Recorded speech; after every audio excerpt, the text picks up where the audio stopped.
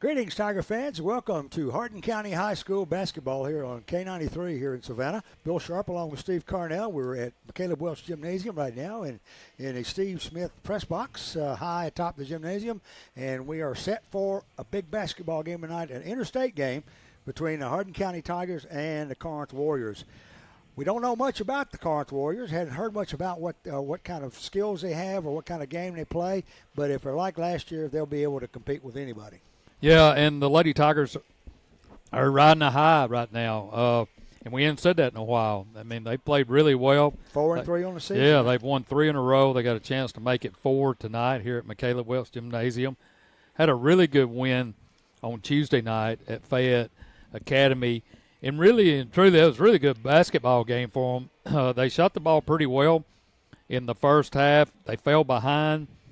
I think at one time they got down by 10. They fought back, and then Hannah Miller went on a tear from the three-point line. I think she ended up with 15 points, most of them in the second half. All of them from three-land, too. Yeah, so they came back and ended up winning that game. So you can see their confidence building each and every game now. And some of the players that didn't start earlier in the season are beginning to flower, and they're starting to make huge contributions, particularly in late stages of the game when the starters are tired and they need some relief. And these younger players are stepping up and they're filling the bill. That's going to be big when January rolls around. Yeah, and it's good to be home, too. We've been on the road last couple of times. Of course, we had the afternoon game with Carroll Academy here, but I'm talking about a meaningful competitive type game.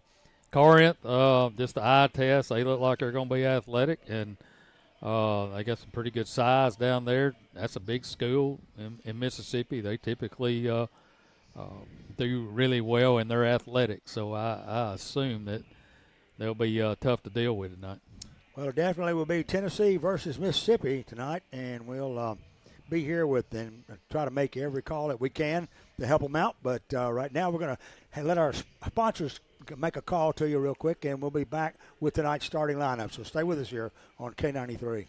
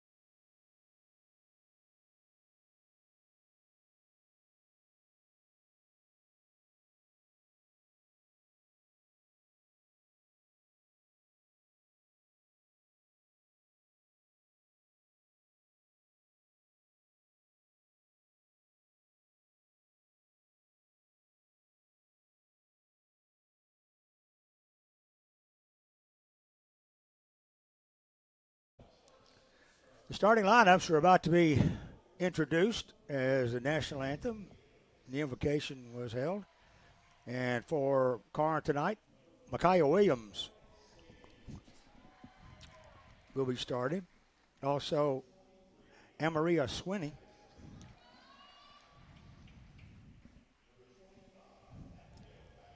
And I didn't catch that number.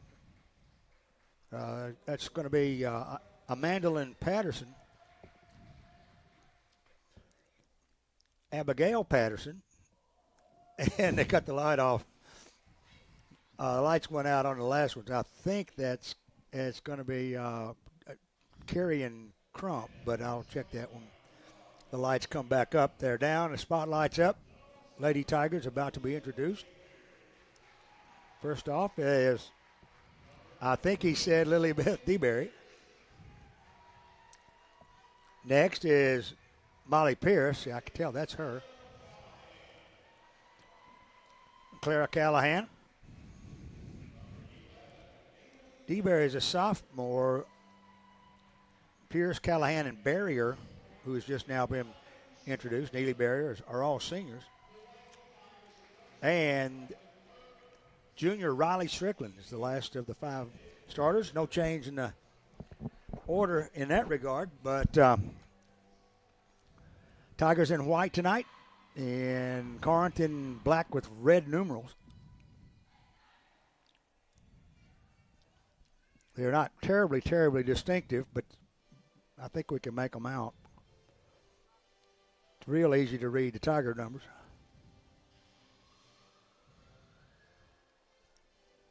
So the 4-3 Tigers looking to go 5-3 tonight with the win. Callahan will be jumping against Luster. Yeah, it's Luster. And they're getting squared away on which direction they're going. I think finally we're ready for the toss.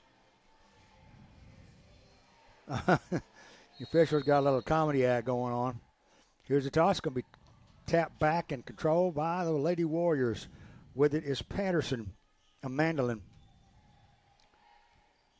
She works into the forecourts, picked up there by Barrier. They're going one-on-one outside.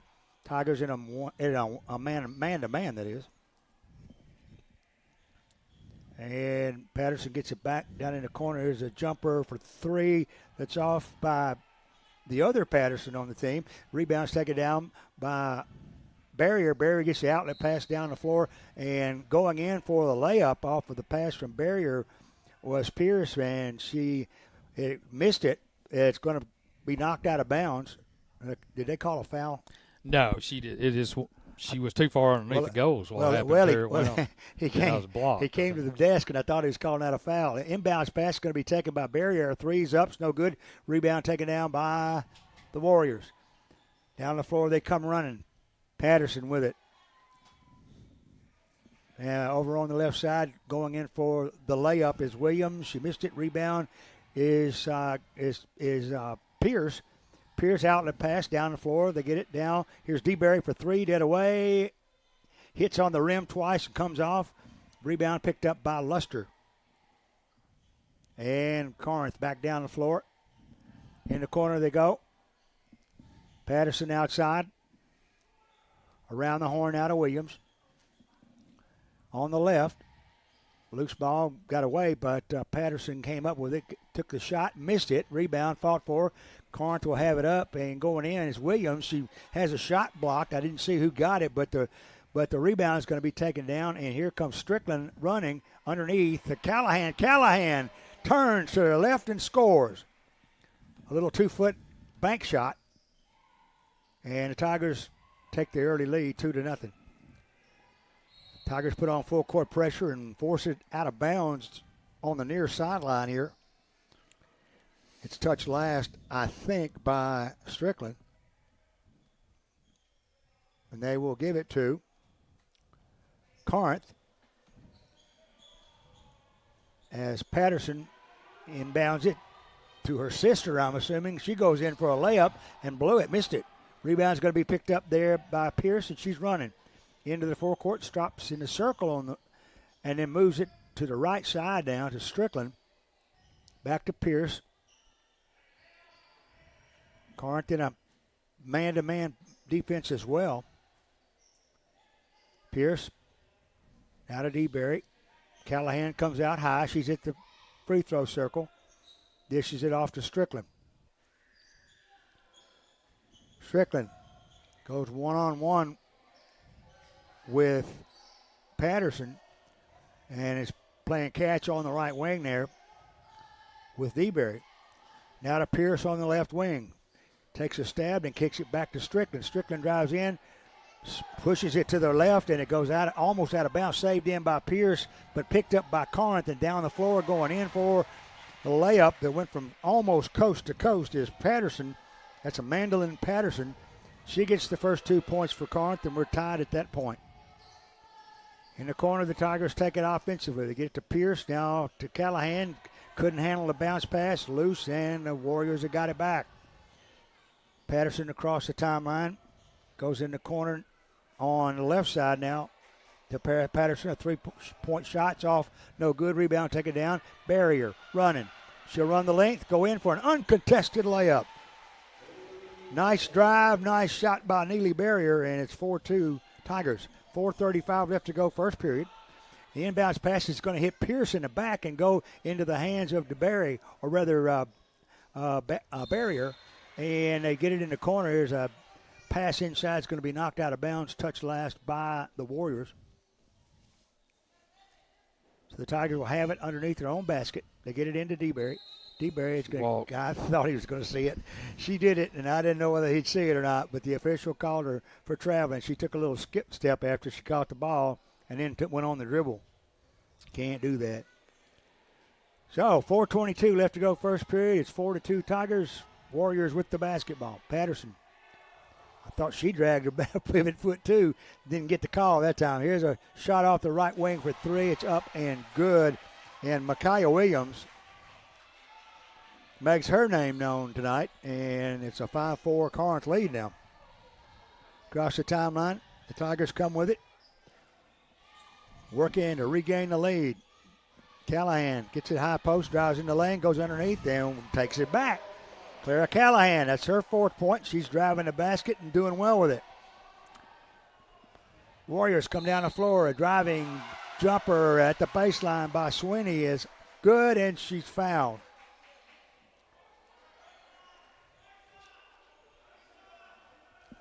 Foul's going to be on Strickland. Are they saying it was before the shot?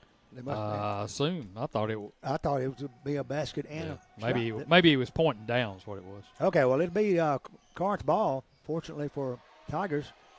Inbounds pass, and they get it to Lusk. Lusk tries to drive it in to the baseline.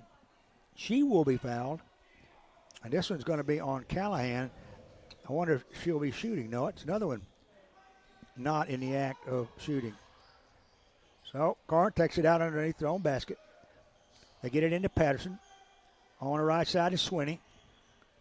Now driving the other Patterson underneath the Lusk. Lusk puts the shot up, no good. Rebound taken down by Pierce. Molly Pierce running with it.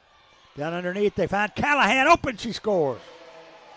Callahan wide open for a layup, and the Tigers go up 8-5 now with 3:16 left in the first. Across the timeline, dribbling is Williams. She gets it in the forecourt to Patterson. Driving jumper is going to be off. No good. Rebound is Barrier. Barrier running. 3-on-2 under the Callahan. She's under the basket. Tries to kick it outside to DeBerry. Gets it out there on the left wing. Now at the head of the key to Strickland. Tigers set up their offensive shop here. Callahan fakes a handoff, turns, guns a 15-foot set shot, and, man, she's on the money tonight. Clara with 8 already, and it's 10-5, 2:37 left to go in the first. Warriors come down the floor, try to force it inside. Lusk had it stripped away. It's out of bounds. They're going to give it to the Tigers. Into the game comes Shaylee Green and also Hannah Miller. Callahan and Pierce go to the bench. Here's the inbound, stolen by Barrier. Barrier in the forecourt. 3-on-3 on the right side. Miller for 3 off the right, no good. And going in for the layup and scoring is Lilybeth DeBerry.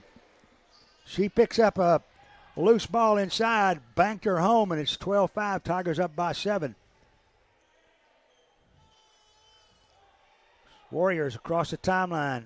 Patterson drives down under the paint, has it stolen away, knocked away, and DeBerry comes up with the loose ball down to Miller. Miller on the right wing. Inside now to Green.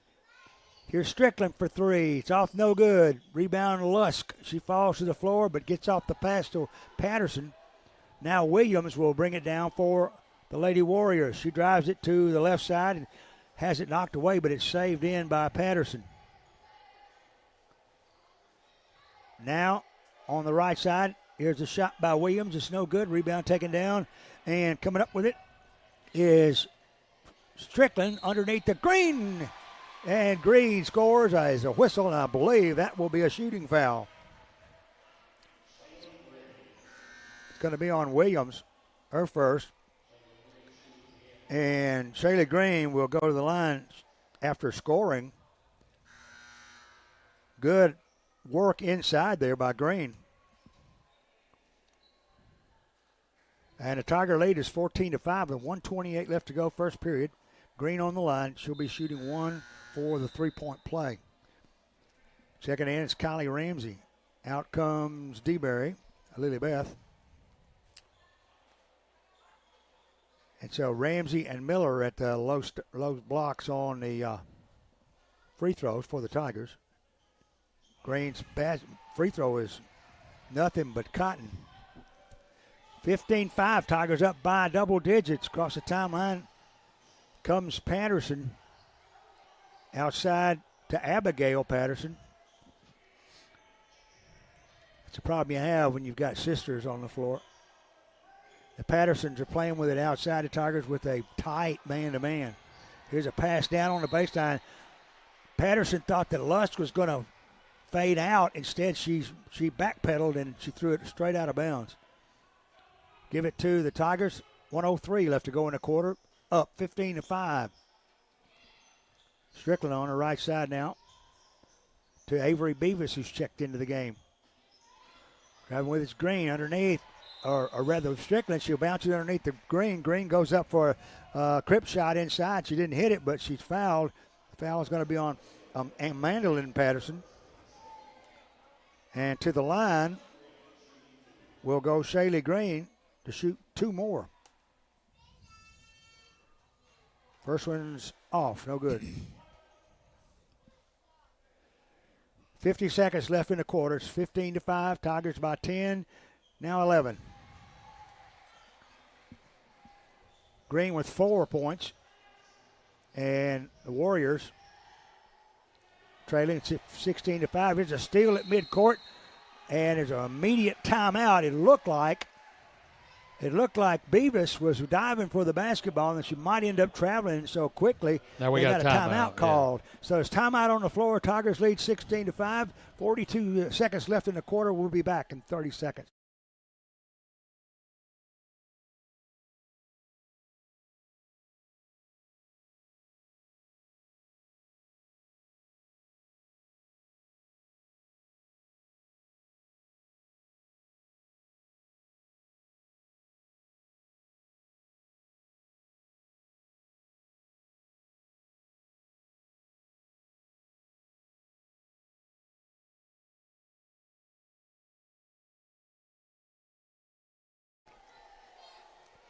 A nifty call by head coach Brandon Kirk there as Beavis was going to the floor, and he could tell that there might be the possibility for a turnover, so he called an immediate timeout when she got possession of the basketball, and it saved the Tigers.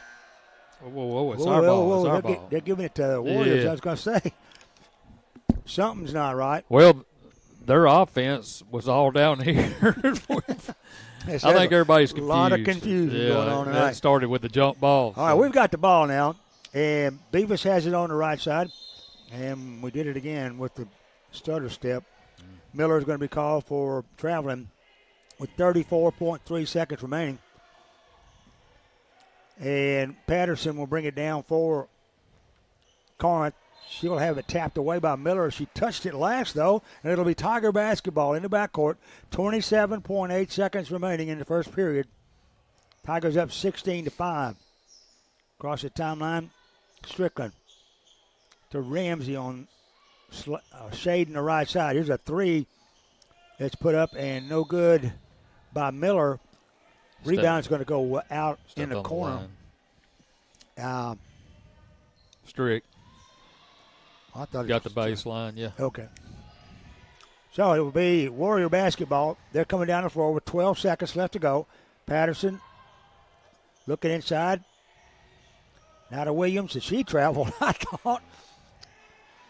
I think she did it so quick. It fooled him. The quarter runs out while they're trying to find a spot inside. They just couldn't do it. So first quarter's done. 16-5 Tiger lead. We'll take a 1-minute pause for a word from our sponsors, and we'll be right back here on K93.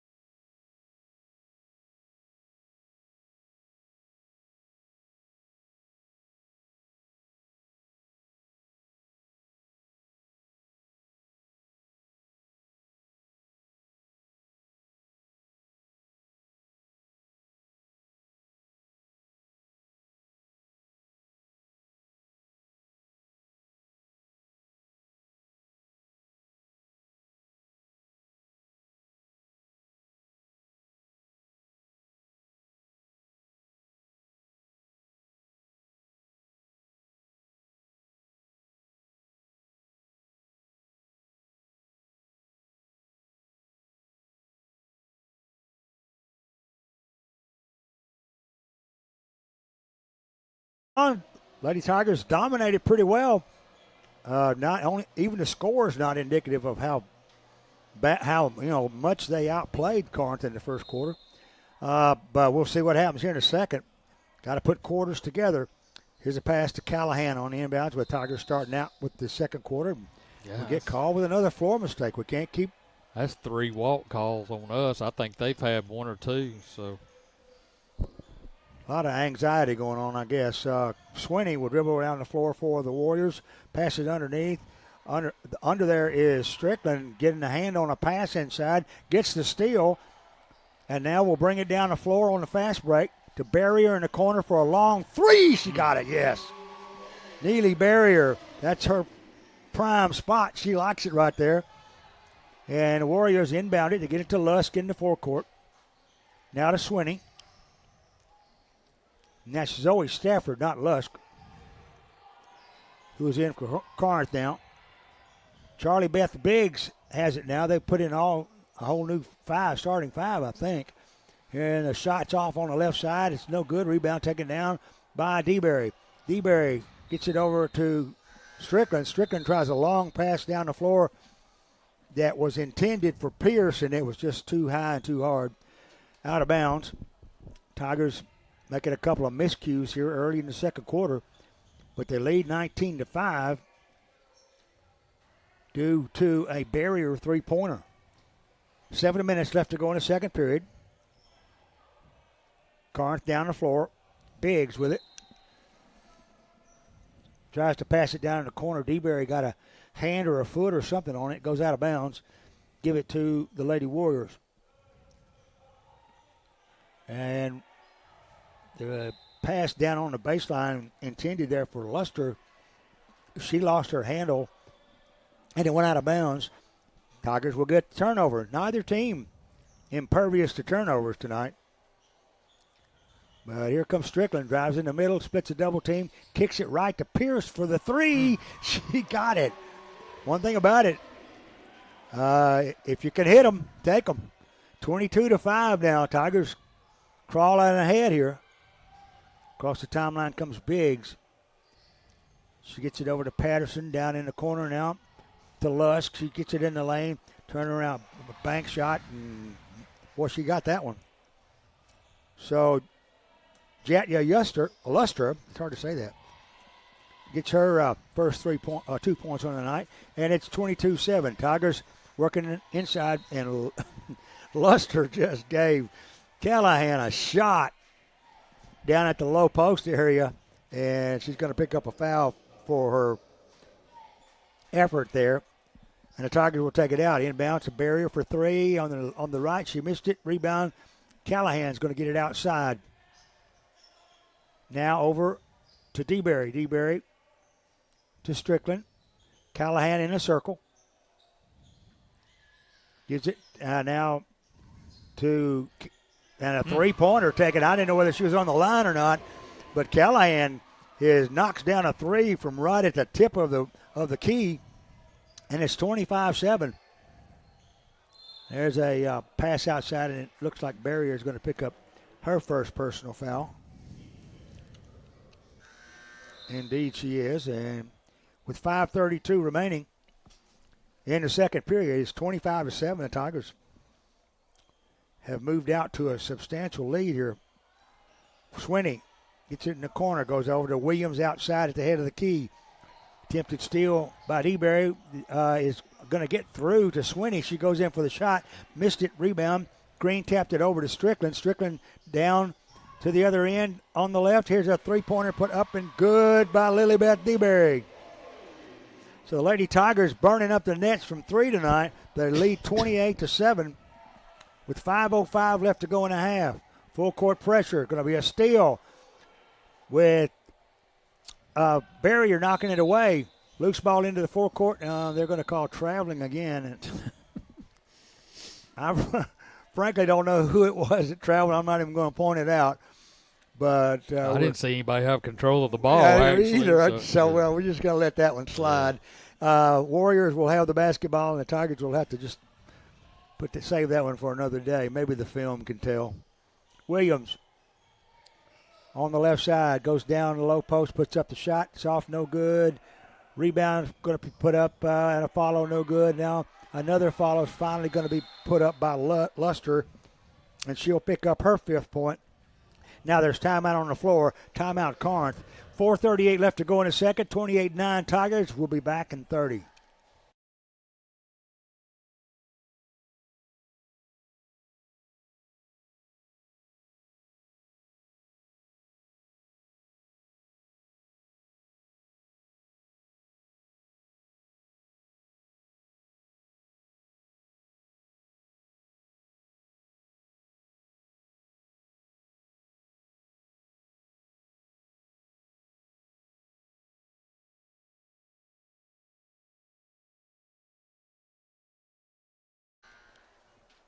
Four minutes, 38 seconds remaining in the first half of play. The Lady Tigers leading right now 28-9 and looking pretty good except for the floor mistakes and turnovers. Yeah, they've had a few, but, I mean, defensively they've really turned it up a notch. We started knocking down some threes, and, the hot shooting has continued into this game, leading 28-9. Corinth has tried 3 different sets of 5 players, and none of them's been able to work so far offensively. Tigers will take it out following the timeout as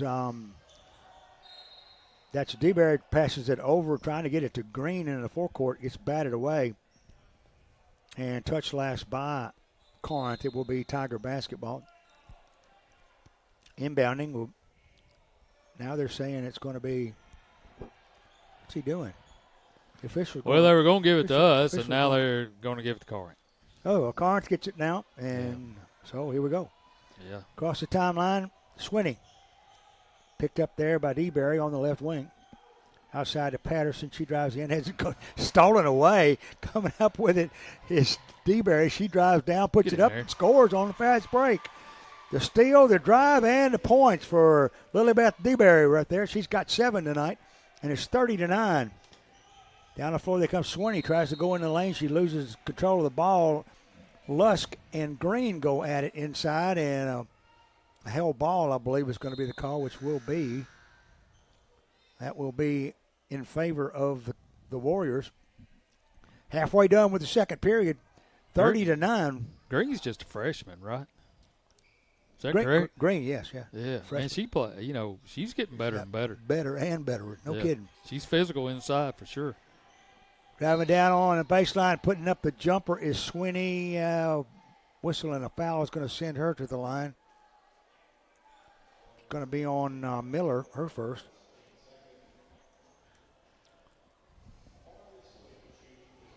And we're still 1 second over 4 minutes left to go here in the second period. Tigers up by 21. On the line is Maria Sweeney. She's shooting 2. First shot's off, no good.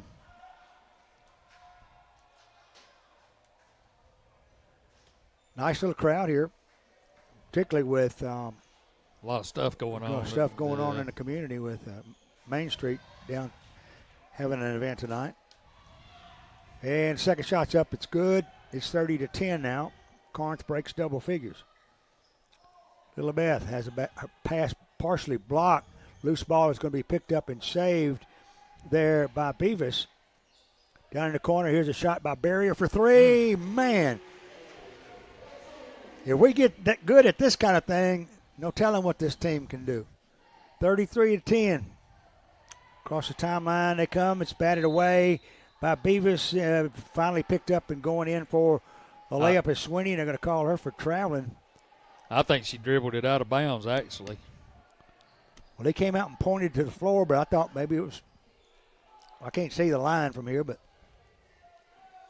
we've got the ball. That's what matters. Yeah, that's all that matters. Yeah. Across the timeline comes Beavis to DeBerry. Right side to Miller. Miller drives baseline. Underneath the Barrier for 3 again. Yes, just keep giving it to her. Give me the ball. Give me the ball. She's now got 11. And 9 of them are from three-point land. Luster down, drives a bank shot. Yeah. And Green's going to pick up a personal foul there, but a good foul because she got up in Luster's face and forced her to miss the shot. Well, that's something she'll learn on film. She kind of had her arm extended out to her face instead of up. Yeah. And whether she touched or not, they're going to call that every time. Yeah. 3 minutes, 3 seconds remaining. 36-10. First shot's off, no good. In comes Ramsey.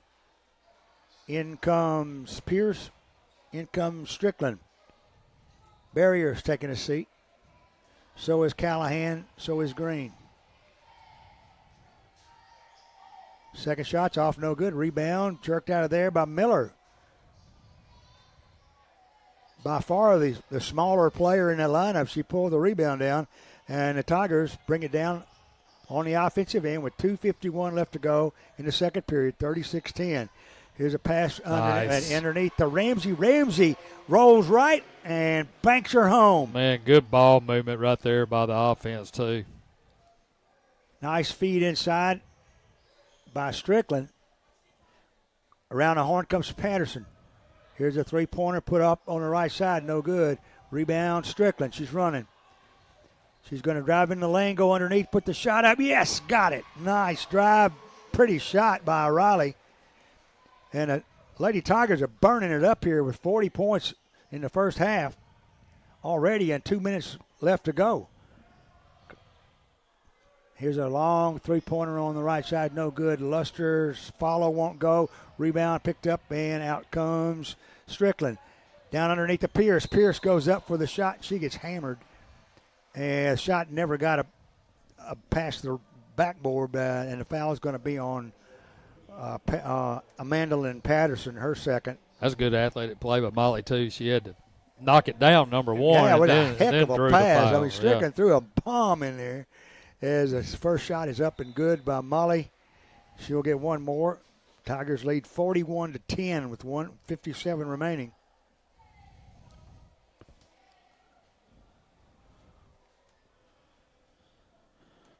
Second shot. No, gets her own rebound, though. The Tigers retain possession. Outside is Strickland. On the left side of Pierce for 3.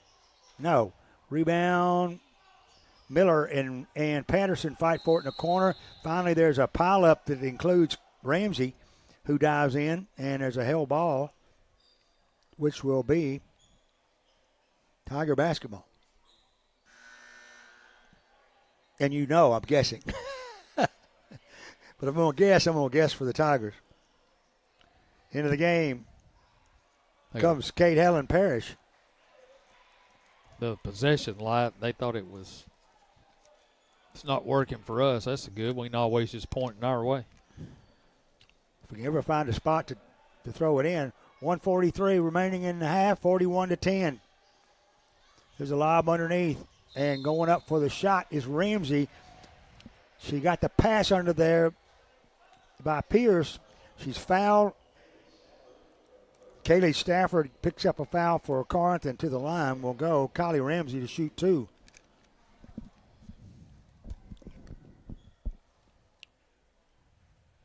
First shot, got it. Took a little iron, but we'll take it.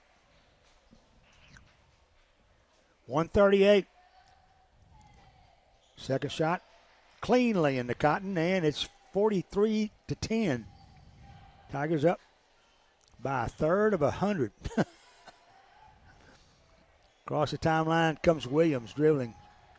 She being badgered, throws a bad pass. Strickland comes out of it with a layup on the other end, takes it up and in. And so Riley Strickland gets her 4th point on the night. Pressure defense, they've turned it over several times. Stafford over to Williams. Williams goes in, blocked by Ramsey. Loose ball picked up by Miller. 1:05 left in the half. Here's a drive, a pass down underneath, and going up for the shot is that Green or no? That was Parrish. Yeah. Parrish gets her first 2 points on the night. And with 49 seconds left, there's a errant pass by the Warriors, and it's picked up there by Parrish. Over now to Strickland. Strickland down in the corner. Here's a shot by 3, then drained by Hannah Miller. I don't know if we might want to cut the faucet off. I hope this doesn't go away. It's kind of like that boys game the other night, Tuesday night. 50-10 now. 26 seconds remaining in the half. Warriors with it, and a cross between Corinth and Warriors. It's Couriers, by the way. There's a jumper that's partially blocked. Loose ball picked up by Kylie Ramsey. Gets it off now to Strickland. Strickland underneath.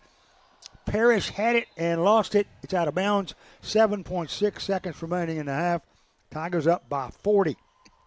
Nobody thought that was going to be the halftime score. And Corinth comes down. They'll put up a shot at the buzzer. It's off no good. And the first half has come to a close. Hardin County leads it 50-10. And we'll take a pause here for a word from my sponsors. And head coach Ryan Geyer is on his way up. He's going to have a talk here with Steve. So be sure to join us when we come back. Stay with us here on K93.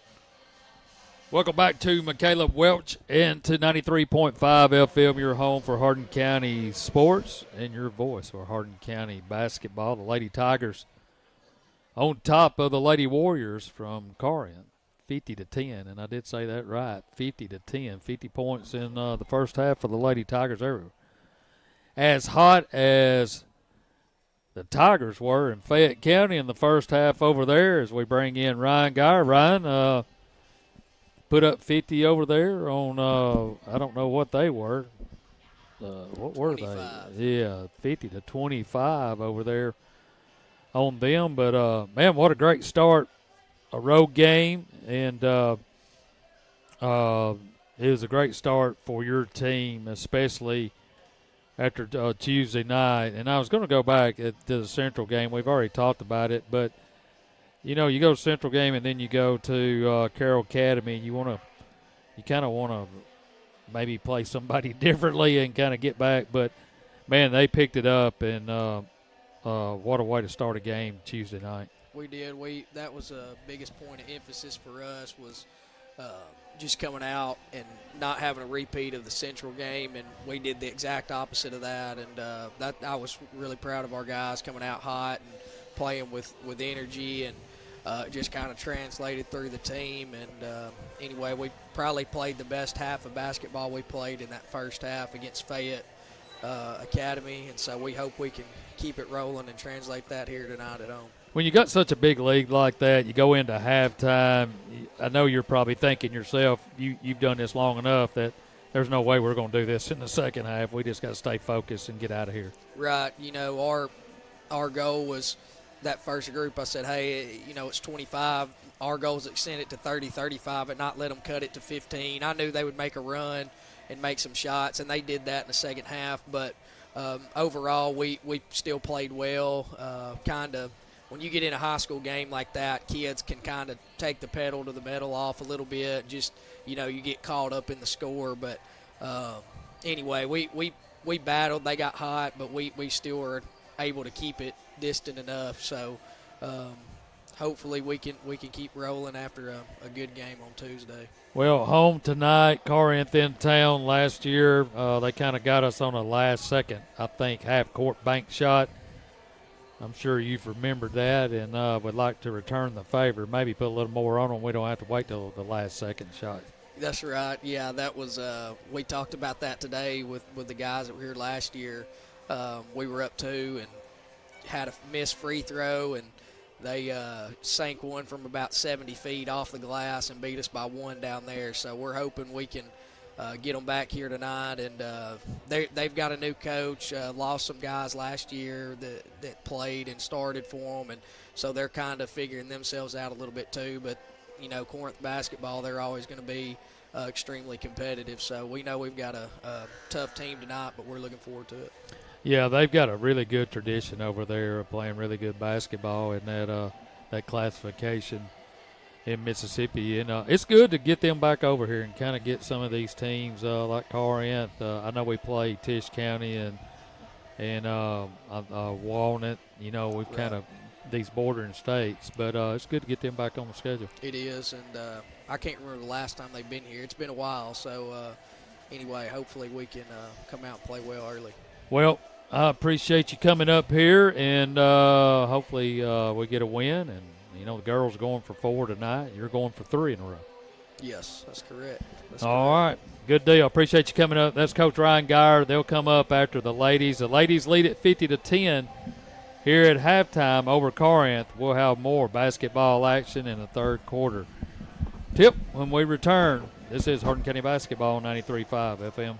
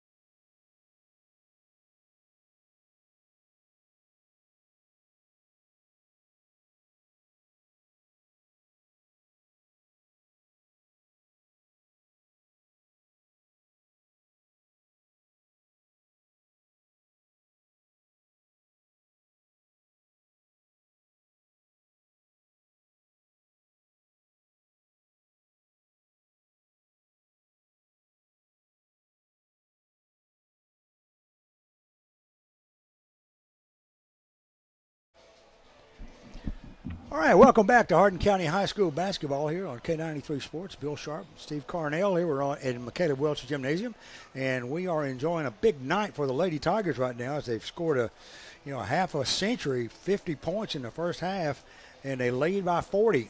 Now, I don't know if they'll run the clock on this one or not, but if there's any agreement between the two states on what they do, and I think I've seen them do that before, they probably will run the clock in the second half without stopping it to avoid embarrassing players.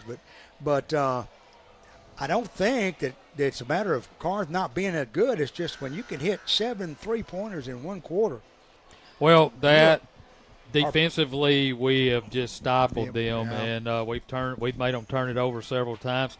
And to be fair, they haven't had a good night offensively. They missed some shots inside, but a lot of that's got to do with our play. Right. So works both ways. Well, that lots of different ways to look at it or try to figure out where this came from. We just hope it doesn't go away.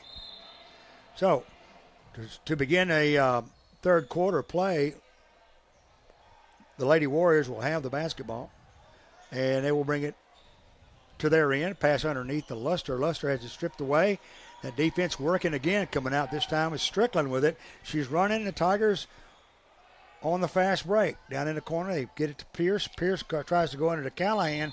Callahan loses it. It goes to the baseline, and I think it's going to be touched last. It's touched last by Patterson. Yeah, Corinth. And it will be Tiger basketball underneath their own bucket. Just underway in the third period. Tigers up 50-10. Here's a pass on the right side now to Strickland. To Barrier. Back outside to Strickland. Still man-to-man defense by Corinth. Pass off to Barrier right side. Left side to Strickland for three. Yes. Man, oh man, we are on fire tonight with the three-pointers as Strickland picks up the first 3 points of the second half, and the Tigers go up by 43. Pass underneath on the other end of Luster. And going up for the shot, she has it blocked and will be fouled. Foul is going to be on Strickland, her second. But that's 8 threes in less than 9 minutes. Luster's first shot is going to be up and good. Second shot, drained it as well.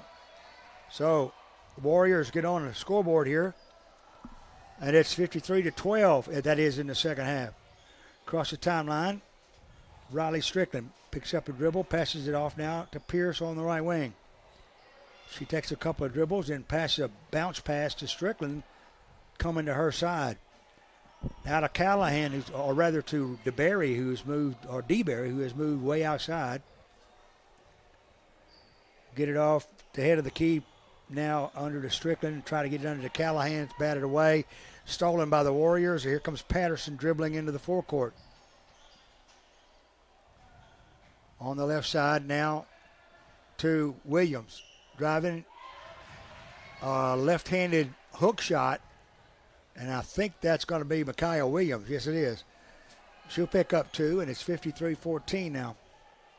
Tigers come in and go to Callahan. Callahan drives in right into Luster, and she will be fouled in the act of shooting as Jatayo Luster picks up a personal foul. And to the line goes Callahan to shoot 2. First shot's up. It's good.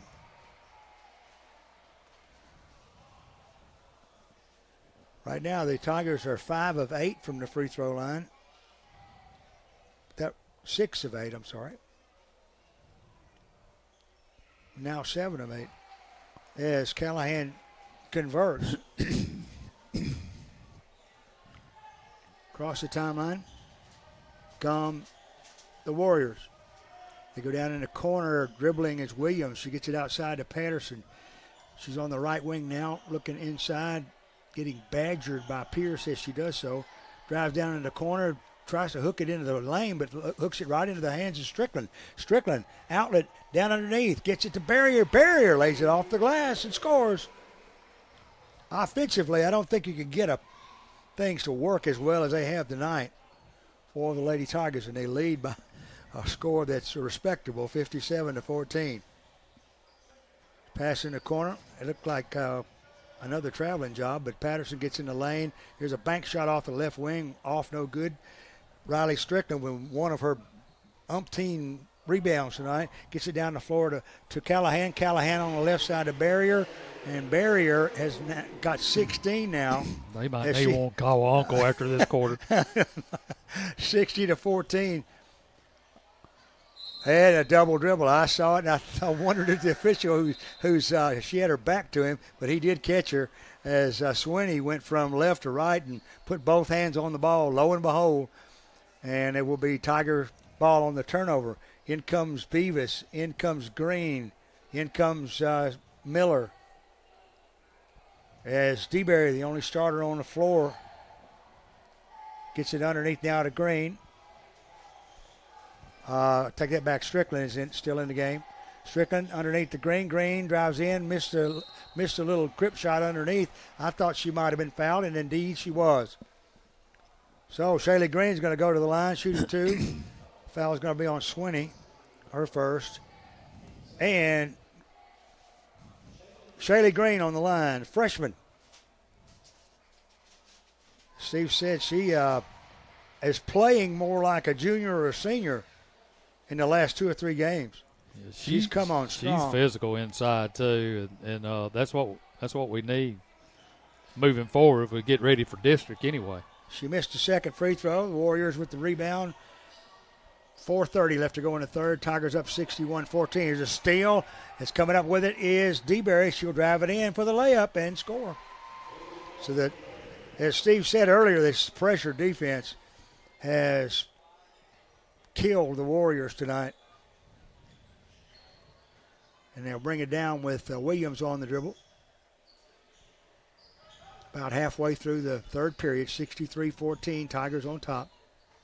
Down in the corner to Williams. Williams trapped, gets it out, has it batted away. It's going to be stolen. Coming up with it is Miller. Miller drives down, missed the layup, and the loose ball is going to be knocked out of bounds by an unnamed Tiger. As Beavis knocked it out, going for the rebound. Okay. 3:53 left to go here in the third period, 63-14. That is the main topic of conversation right now. As Corinth comes down the floor, Patterson has it, goes in the lane, jumper, it's off, no good, rebound taken down by Miller. Hannah Miller just jerked it away from Luster there. Never mind, she's half her size. Down the floor they came. DeBerry in the corner. Here's Miller for three off the left. No good. Green with the rebound. She gets pushed out by Luster. Luster just threw her hands up and shoved her out with the body. Well, she just out-quicked her. She got around her. And then, I don't know if you noticed, once she got around her, she got in good rebounding position she had good, created the foul. Inbounds for the Tigers. DeBerry gets it over to Miller on the left side for three. Won't go. Rebound. Kylie Ramsey checked in right there. Got a rebound and kicked it outside now to DeBerry. Ramsey backs up to the low post. Luster gives her a shove from the back, and the ball is going to be knocked out of bounds as Kelsey Newell into the game for the Tigers. 63-14 to score. 3:09 left to go. A lot of young players on the floor right now. Also in is Kate Helen Parrish.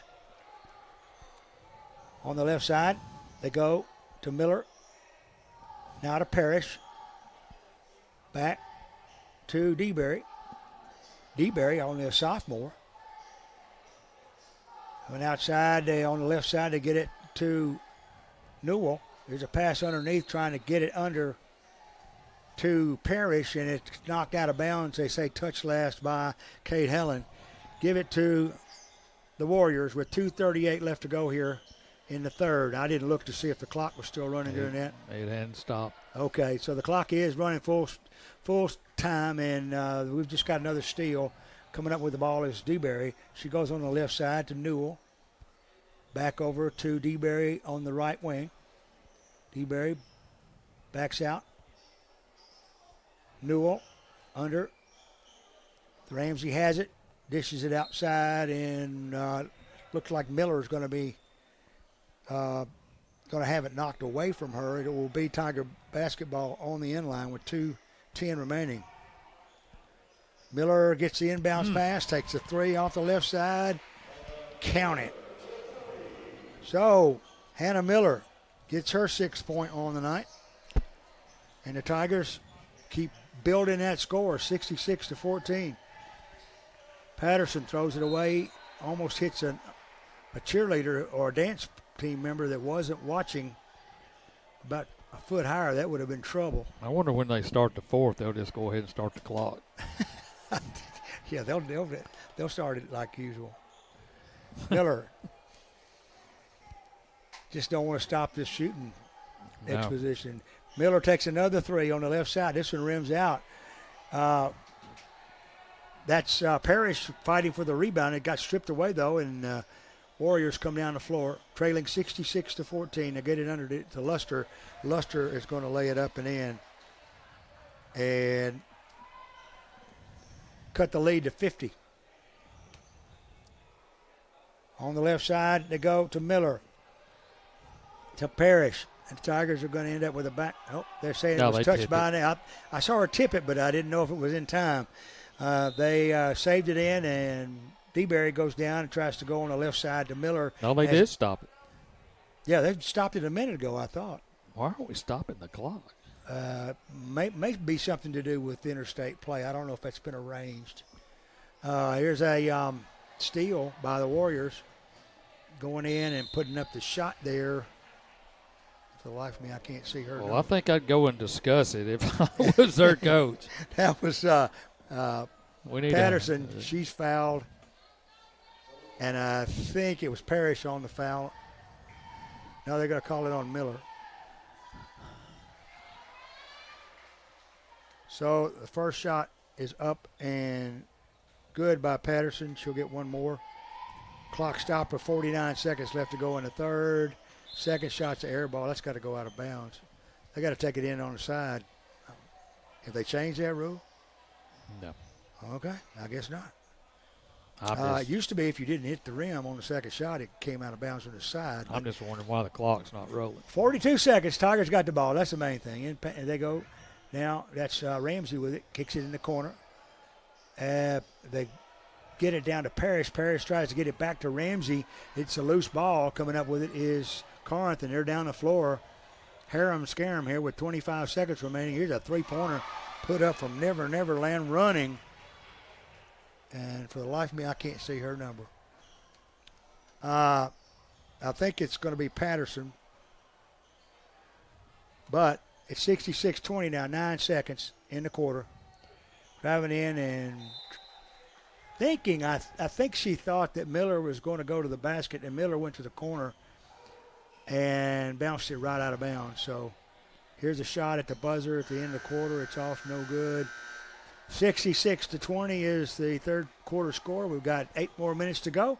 Stay with us here on K93, and don't forget, boys play right after that. So we'll be back in 60 seconds.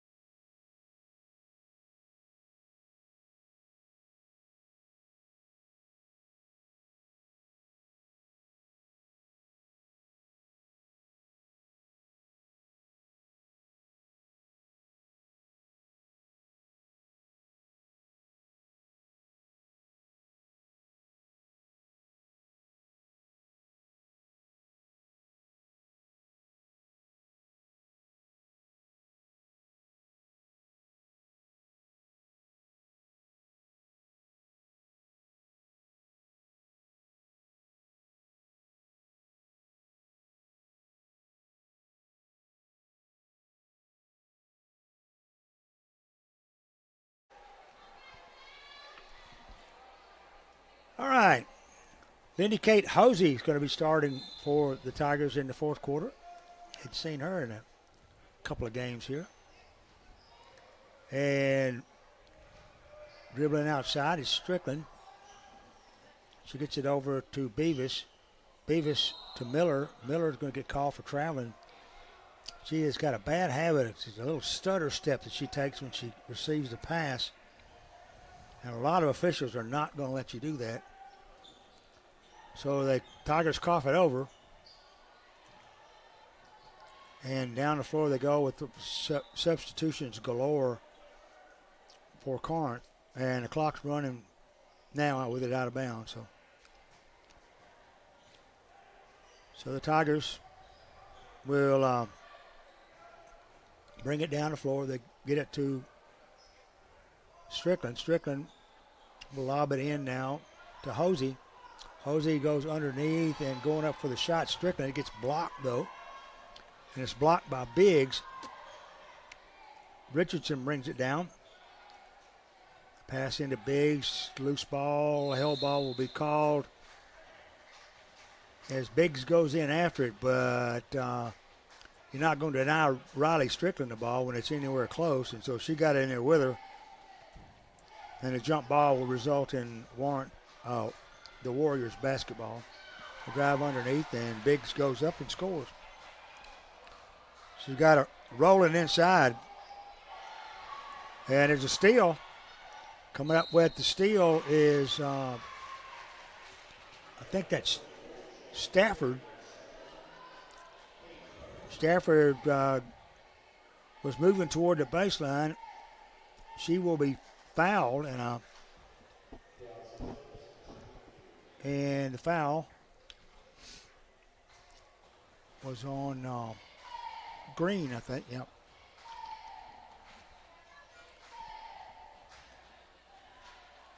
She shoots two. First shot is off, no good.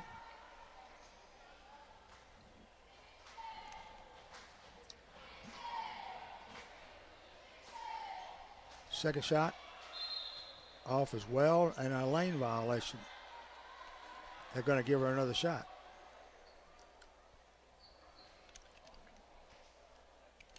.5:20, 7-6-5.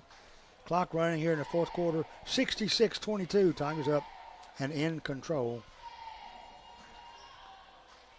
Second shot's off, no good. Rebound Green in the corner. Over to Strickland. Strickland drives all the way down the floor. Gets down on the baseline. Kicks it over now to Miller on the left wing. She'll drive across the lane. Go in, try a hook shot. It gets bobbled and blocked and finally picked up by the Warriors. And they come down the floor with Margot Richardson with the basketball. Now there's a whistle and a traveling call called against the Warriors. Inbound to Strickland. She will bring it to the circle, get it to Green, who's on the free throw line, goes down the floor, puts up a fadeaway jumper. She missed it, but the move itself was really nice. And for a freshman, that's an awesome move. Warriors have it and bring it down the floor. There's a whistle. And I think they're saying she stepped on the sideline. And the Tigers will have it. Clock running down to 4:07 now. So Strickland down on the baseline to Cox, or rather to Green. Now to Miller. Over to Strickland at the high post, left side, to Green in the circle. They're going to give Miller the three-pointer. She banked it. A little bit left of dead away, but she banked it home, and Miller's going to pick up her ninth point tonight.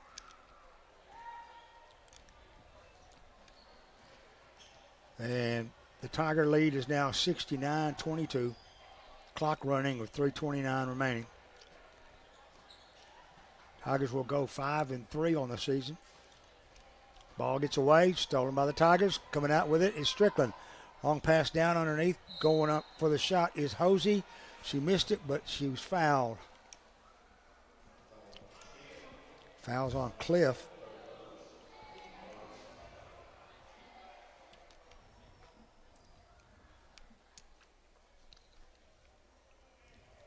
First shot by Hosey is good. So she gets on the board. Bill, when's the last time we've scored 70 in a game, in a ladies' game? Most of the games this year, both scores weren't equivalent to 70.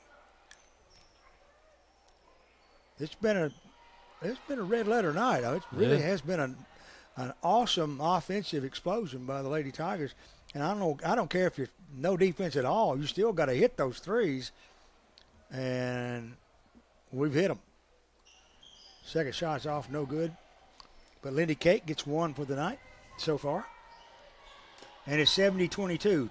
Clock down to 2:10 now and running. On the right side, here's a three-pointer put up by Richardson, no good. Rebound taken down and controlled by DeBerry. Down the floor to Miller, stops on the right wing. Cross court, saved in by DeBerry. 1:50 left to go. Go under and out to Parrish. Parrish tries to get it down low to Hosey, and she will dribble it out of bounds, not ever having complete control of the basketball. And with 1:38 remaining in the fourth and final period, and now 33 now, and the ball was still out of bounds. So clock has been running the entire fourth period. It's a pass underneath. Biggs has it. She gets it over, and a three-point shot by Richardson's no good. Rebound on the floor. Biggs and then out of Richardson. She tries another three. This one's off, no good. 113 underneath is Hosey on her knees trying to control the basketball. A hell ball will be administered here. And the Lady Tigers will have joy on campus this weekend with a big 70-plus point production. Well, need a little help down here. And the Tigers will end up having to call timeout. I don't know whether they're going to actually go. He just said go ahead and let him. Yeah, not. So they're going to go ahead and run the clock, and the Tigers will take it out on the end line. Down out to DeBerry. DeBerry.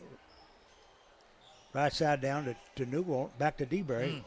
My Lord, DeBerry put up a three from way outside on the right side, and guess what? She hit it. She's had a good We need to save some. I'm telling you, too, we're going to wish we had some of these later on in the season. But 26 seconds left. Warriors looking at the trail end of a 73-22 score. Have it batted away and almost stolen by Kylie Ramsey, who's put in a hustling job tonight. 12 seconds. And I don't know if Corinth will even bother to get a shot off. 7 seconds. They finally will with about 4 left. It's off, no good. Rebound, fought 4, and it will wind down. The buzzer will sound. And the Lady Tigers are victorious, 73-22. So just a nice effort by the Lady Tigers defensively tonight, and that turned into a lot of points. But you got to admit, we haven't shot from three this good all year long. We hadn't shot this good from three in a while. Not just this year. I mean, I don't want to dip back to last year. No. I'm just saying I can't tell you the last time I've seen a 3-point output like this from the women or the men's side. But they shot the ball extremely well. They played good inside. I'll tell you what I really liked is the way they moved the ball around offensively. They moved it inside. Good, quick passes. Found the open looks, and it paid off. And then, of course, playing defense. And defense starts a lot of the offensive stuff. So a really good night. One thing I noticed, and all the way I know around. you did too, that the three-point shots we took were set shots wide open without rushing. We took our time. We took the good shot. Shot we've done in practice 150 times. And when you do that and you don't have to rush and you're balanced, good things happen. So. Yeah, and we should shoot good here. I mean, this is our home floor. Absolutely. They shoot here every day. You got that And, right. yeah. And you're right what you said. It doesn't matter what kind of defense you're up against or team, you still have to put the ball in the basket. So. I counted 12 or 13 3-pointers in the game, and that's a bunch. So 73-22, the final score. Men are on the floor warming up. We got some more basketball for you here on K93, so stay with us. Don't you touch that dial. We'll be back after these words from our sponsor.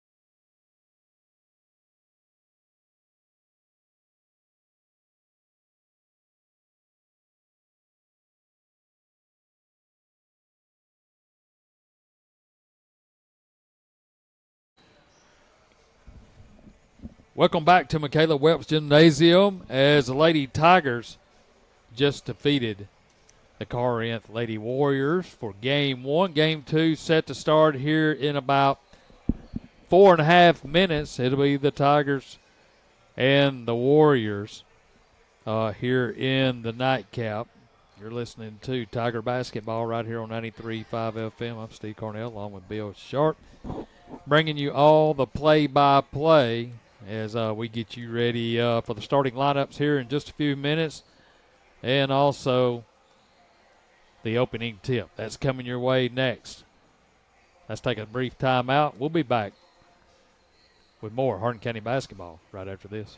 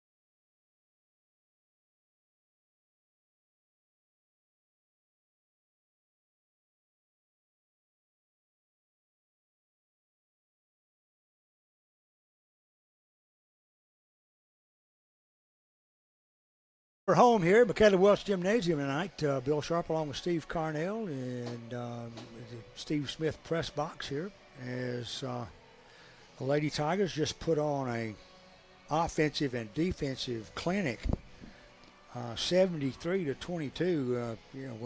When we're down and things aren't going our way, we can always look back and say, well, you remember that night in Savannah? If it can happen then, it can happen now. But it's 15 three-pointers. Yeah, it was a really good performance, and it kind of matched what the Tigers did on Tuesday night over at Fayette County. They got off to a really blistering start, ended up 50-25 at halftime, and kind of cooled down a little bit in the second half, which is to be understandable. The Lady Tigers didn't cool down a whole lot I tell tonight. You, it kind of upsets your perspective when you've been the last 2 or 3 weeks we've been talking about maybe we need to work it in a little more. Maybe we need not to depend so much on the threes, and all of a sudden we knocked the bottom out of the basket. And you say, well, if you can hit the threes, George, take them. They've done a better job of working inside out, and if you can make some buckets early inside, draw the defense it opens up the outside. That's what Callahan did tonight. She picked up 6 points inside, and they packed in a little bit, gave us those 3-pointers, and aim was good. Aim was true tonight. So we got more basketball coming your way right here as the Hardin County Tigers are poised to introduce their lineup, and here's the introduction of the Corinth Warriors. Braden Burris, followed by Zay Mays, KD Fields,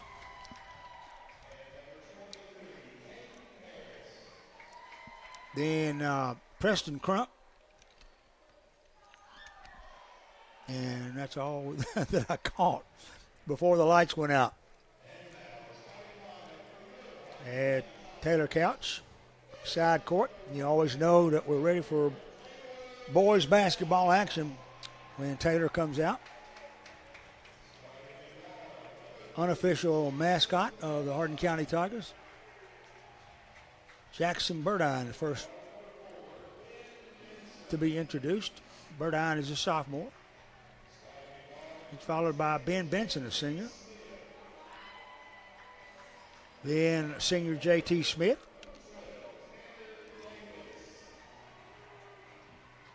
And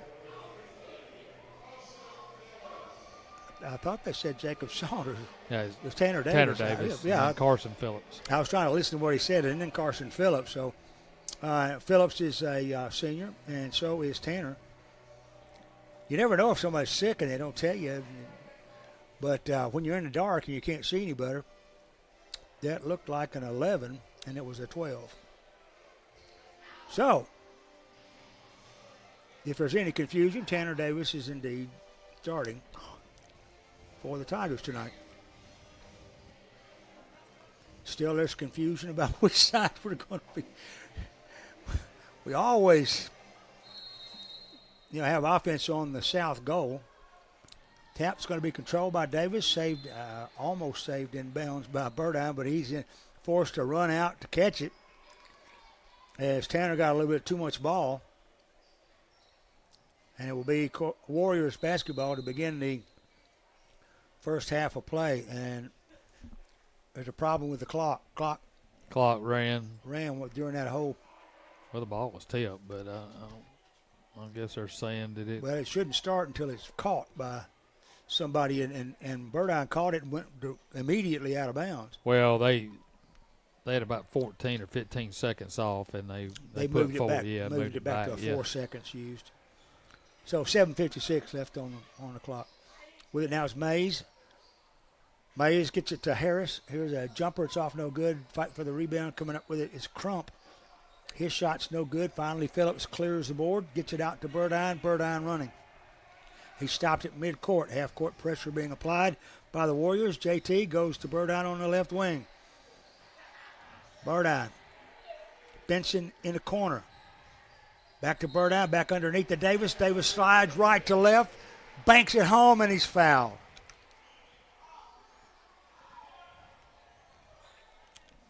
Foul's going to be on Harris, his first.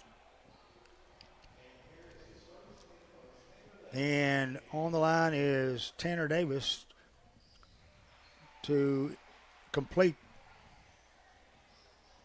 I didn't see him hit the shot, did you? Yeah. Okay.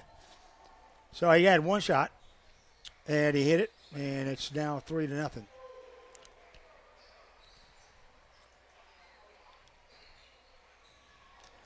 Warriors work it outside.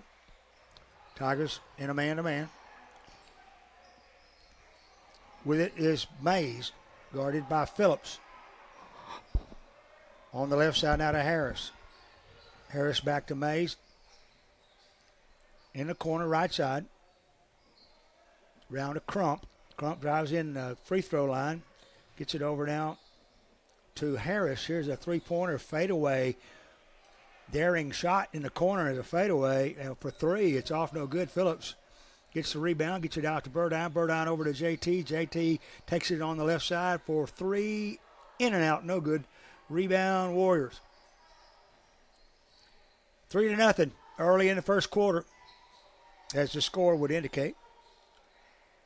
Preston Crump over to Mays for three, and Harris rather. Harris hits a three off the left wing, and we're tied at 3 apiece. JT has it. Now to Benson in the corner. to Burdine. Burdine stops, free throw line, kicks it back outside to Davis. He takes the extra long three and pays the price for it. He was a little short. He was 10 feet outside the circle. Almost on the Tiger when he let her fly. 3-all, Warriors with the basketball now. Mays, right side now to Fields. In the corner, here's a jumper for 2 as Harris gets his second bucket of the night. He's got 5, and it's 5-3. Tigers facing half-court trap. Get it over now to Burdine. Burdine goes in. 5 drives in, skips, puts the shot off the glass just shy, and there's a whistle and a foul called. And Patterson will pick up, Roman Patterson will pick up his first personal foul. And Jackson Burdine, the sophomore, on the line, shooting 2. First shot is off the back rim.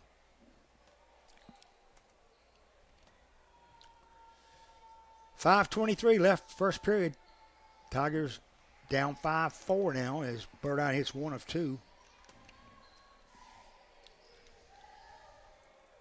And the Warriors come down slowly.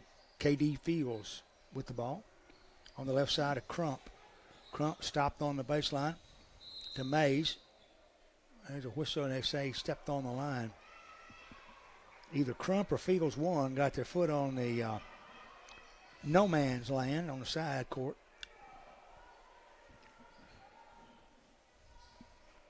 And the Tigers will take it out. Full court pressure this time as Tanner Davis and JT work it and get it to Burdine. Burdine drives in, gets a screen there by Phillips. Can't get it away. It's stripped away. Loose ball is going to be picked up, finally controlled. I thought JT had it. Now who has it? The Warriors come up with it at midcourt. They get it over to Mays. Mays over on the right side. Here's a 3. It's up and good by Preston Crump. And that was a masterful shot there. Seeded rain, it was had so much arch. Tigers work it up, get it across the press. The pressure doesn't seem to be bothering us much. Into JT, under to Phillips. Phillips is open, he scores. JT got a good bounce pass in to Carson Phillips, and Phillips will get on the scoreboard and cut the lead down. 8-6. The Corinth Warriors on top of the Hardin County Tigers. Driving in and putting up the shot is Harris, and coming up with it. A rebound is Phillips. Phillips gets it out to JT. On the left side to Benson on the offensive end. Benson can't get the 3 away. Gets it around here to JT. He had fakes. Moves left. Davis will take the 3. Off the side rim. It's going to be fielded in the corner there by Crump. And Mays will bring it down for the Warriors. 8-6. Tigers down by 2. 3:39 left to go first period. As the Warriors work it outside, Fields, I thought he traveled. He took an extra step there, and I didn't know whether they were going to allow him to do it or not. Some officials will let you do that. But he didn't get away with it, and the Tigers will take it out backcourt following the turnover. Burdine with it now on the action end, looking for Phillips. Drives, splits a double team, goes in and fires one off the glass, and he scores. So Burdine picks up his 3rd point tonight, and we're tied at 8. Fields working against Jackson Burdine to Patterson. On the right side to Crump, right at the top of the post on the right side. With it now is Harris. Harris drives in, backs into the lane, and then pushes the ball back out to Crump. Now to Mays. He drives in, puts the shot up, no good. Phillips high in the air for the rebound. Outlet pass to Burdine. Burdine juggles it down the floor, gets it to the glass, and scores. Nice play by Jackson Burdine. He went from free throw line to the other coast and scored. 10-8, Tigers take the lead. that they haven't had since the early seconds of the first quarter. We're still in the first, 10-8. Tigers up by a pair. With its Crump on the left side now. Moving to the right. To Patterson. To Mays. They're all kind of working the right side. Phillips is all the way out high with Mays. Mays trapped in the lane. Finally dishes it off. Going down, and offensive foul will be called on Roman Patterson as he butted right into Benson. And that will be his second foul. With 1:51 left to go in the first, Tigers up 10-8. Into the game comes Lamarion White. Out comes Benson. Tigers work it to Davis. Davis comes left to right across the lane, takes it to the glass and scores. Tanner Davis now with 5. That's his move, and when he does it and executes it, it's normally good for money in the bank. 12-8. Fields takes it underneath. Phillips gets the rebound off the errant shot. Now they get it to JT. JT's in the forecourt.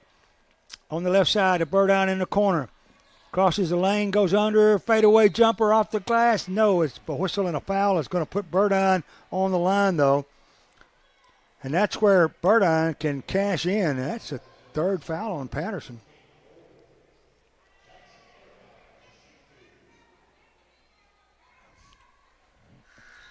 First shot by Burdine is off, no good. Into the game comes, is that Saunders? Yeah. As JT takes a seat, Burdine misses both free throws. Still 12-8. Tigers on top by 4. 1:03 left to go in the first period. As Jacob Saunders, the junior, has indeed checked into the game, and out comes Benson. White works on Mays, who's on the dribble on the left side, and he thought he traveled that time. But pass in the lane, and they're going to call Burdine for a push-off foul there.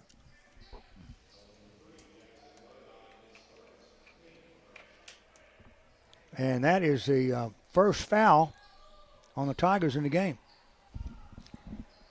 Long pass, almost batted away by White, but picked up there. Driving down is Mays. Mays puts a shot up going down the lane, and I think he's going to milk a foul out of White here. Indeed he did, as he went straight from 25 feet away to the glass and got fouled just before he got to the basket. To the line goes Mays. First shot's up. It's good. He'll get one more. It's 12-9 now. 12-10. Tigers up by 2. 40 seconds left in the quarter. Burdine, as pressure has been pulled off by the Warriors, they're no longer under full court pressure. Hardin County with a 2-point lead. Burdine backed into a corner on the left side, taking his time, letting this clock run down for perhaps a last-second shot here at the end of quarter. 15 seconds. Burdine and Davis have exchanged possessions a couple of times. Now Davis has it on the right side. 7 seconds to White. Now to Davis in the corner. 4 seconds. Will he get the shot off? Yes. Is it in? No, it's off the back rim. Rebound, Warriors, and the clock expires. The first quarter's over. Tigers lead it 12-10, but a lot of more basketball coming your way. So stay with us here on K93. Back in 1 minute.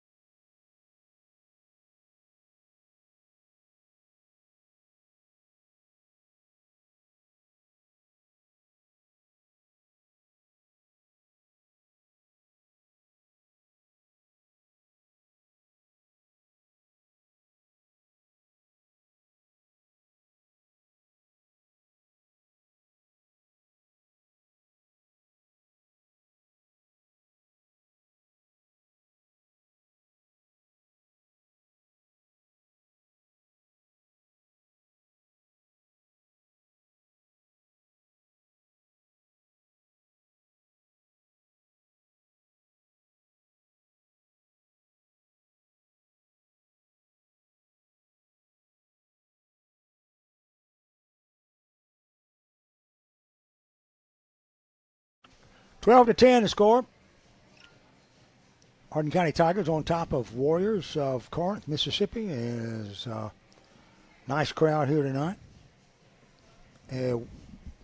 Hope that all of your holiday plans are coming to fruition. And about a week from now, everything will kind of shut down for the holidays, and we'll get back in the saddle around New Year's. Driving in with the ball, with the possession of the second quarter is Burdine. Burdine's shot at the low post is off, no good. Phillips had to follow. It fell off as well, and the Warriors end up with the basketball. They're back down on the other end, and the Tigers still lead 12-10. Now driving into the lane and kind of stammering with the basketball is Crump. He runs into Davis, and there's a whistle and a jump ball, I believe, is going to deliver the basketball to the Warriors. We had the ball to start the quarter, so that makes sense. Inbounds, here's a three-pointer from way out. That's no good by Crump. Rebound Warriors. Mays with it on the left wing. Backside now, Harris.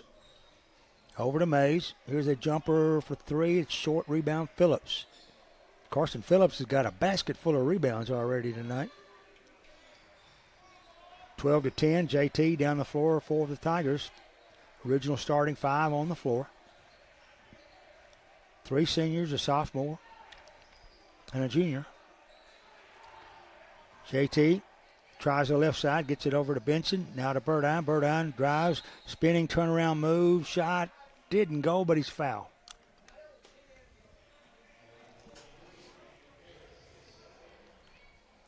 That's the second foul on Caden Harris. And they're saying he was on the floor. They're not going to give Burdine shots there. So, inbound pass, a bounce pass to JT, gets slapped away. And I guess they're saying JT touched it last. There's several students standing right in that corner right there, and it's kind of hard to see. No, they're giving it to the Tigers.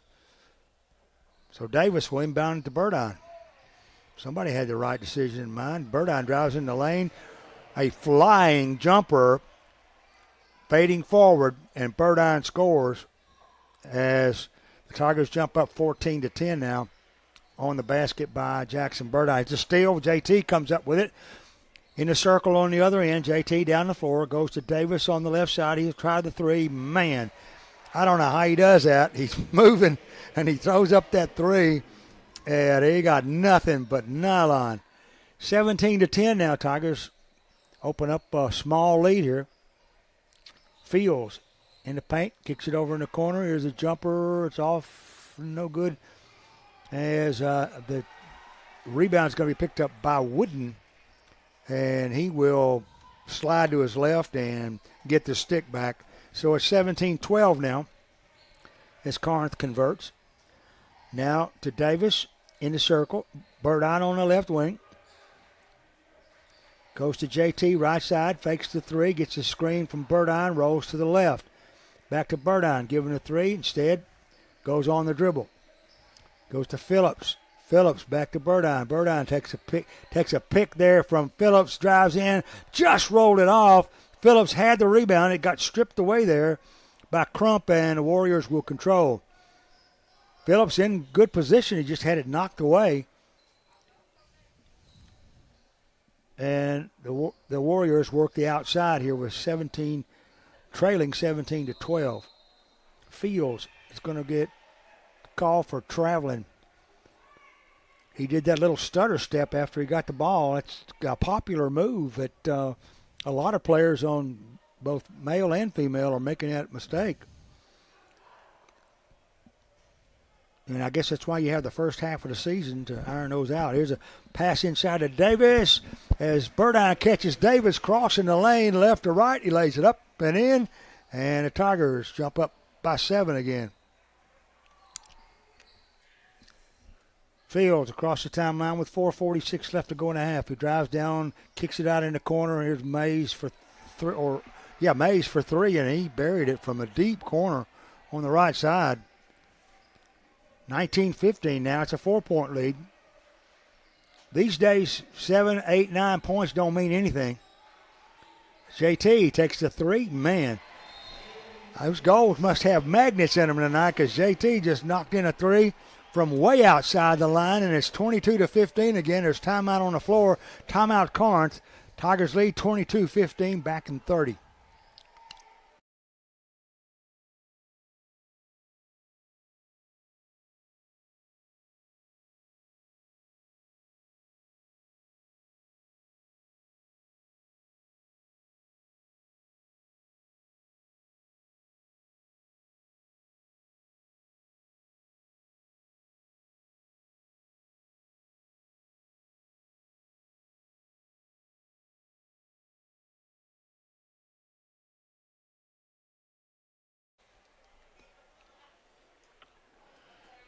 Tigers have seesawed a little, 4 to 7 point lead here for the last 4 or 5 minutes of the game. As the Tigers led 12-10 after the first quarter. Now they're up 22-15. Have doubled the Warriors' score. Now here's a shot by Mays from the corner. Fiegels rather. It's off, no good. The rebound goes. The bounce off the rim goes up into the support. Let's just put it that way. And the Tigers will get the basketball. Burdine gets it in to White. White has the ball stripped away, and Crump comes up with it. So a turnover for the Warriors. They can cut this 7-point lead here. They pass underneath, and a turnaround jumper from a couple of feet away as Braden Burris gets his first 2 points on the night. And it's 22-17. Tigers up by a nickel. JT at the high post right side goes to Davis on the left wing. To JT and to Burdine on the right wing. Now to JT, to White, to Burdine. Head fakes a three, stops at the free throw line, goes back to Davis. Davis back pedals dribbling. 3:23 left to go here in the second. 22-17 Tigers. Ball gets slapped away, coming up with his Fields. Fields going out for the layup. He missed it. Rebound is put up by Burris. It's off no good. Finally, in the corner, Burris has it. Now to Mays. Mays looking for some help. Trapped there by Davis. 3 minutes left to go in the half. Tigers up by 5. Warriors with the basketball. There's a lob inside, and boy, we got beat defensively there. Well, that's a good pass, too. JT is giving up a little height there to Burris, and Burris put it up and in. And it's a 3-point game. So the Warriors are not going to go away. 2:38. Here's a pass in the corner now to White. White tries to go under to Phillips. Pass is way too hot. Phillips couldn't handle it. Mays gets the rebound, goes down, puts the ball up and in. He scores, and he's fouled. He's beating us down the floor. And the foul is going to be on White, his second. And Mays will go to the line to shoot 2. Or 1, rather. And he hit it. We are tied at 22, y'all. Brand new ball game. White across the timeline, gets it over now and going up for the shots. Burrows or Sanders, and Saunders, I'll get it right in a minute. Jacob Saunders gets the bucket, but it was White's pass that set that up. So the Tigers are up by 2 now. Here's a drive underneath, and the pass down on the low post. Burris goes up for the shot, and he hit it. So they got it right back. Get it down now to Saunders. Saunders to White. Down in the corner to Saunders, who went into the deep corner on the right side now to JT. JT to White. White drives in, puts up a bank shot, missed it. Phillips with the follow, won't go. Struggles for the rebound. He and Fiegels fight it out, and it's going to be knocked out of bounds. They say Fiegels touched it last. Tigers got 2 shots at it that time and lost it. It lost out of bounds. Fortunately, they'll get the ball back. 1:37 left to go in the second period. We're tied at 24. Tanner Davis to Saunders to JT for 3. Off the front rim, off the glass, no good. Rebound, Crump. 1:20 left in the half now. Tied at 24. Mays on the right side to Fields. In the corner to Crump. Working against Saunders. Finally stops and backs his way up. Passes it off to Wooden. That's Jabari Wooden. Here's a long three-pointer put up that's no good. Long bounce off the rim is going to be fielded there by Wooden. And the Warriors have it with 50 seconds left to go in the half. We're knotted at 24. Tigers have led by as many as 7. Now Burris has it. 36 seconds. Warriors still work. Burris. And driving, putting up a shot is Mays. It's off no good. Phillips with the rebound. 26 seconds. There is a whistle, and I think they're going to call a foul on Phillips for elbowing. As he caught Wooden in the mouth. And that's going to be a turnover. No shots, but I guess Wooden would say it was a shot. He's checking his nose for blood. Now there's a 5-second call. Tigers put on good defense, and the Warriors cough it up on the inbound. And we'll have the ball with 25 seconds to work with, tied at 24. JT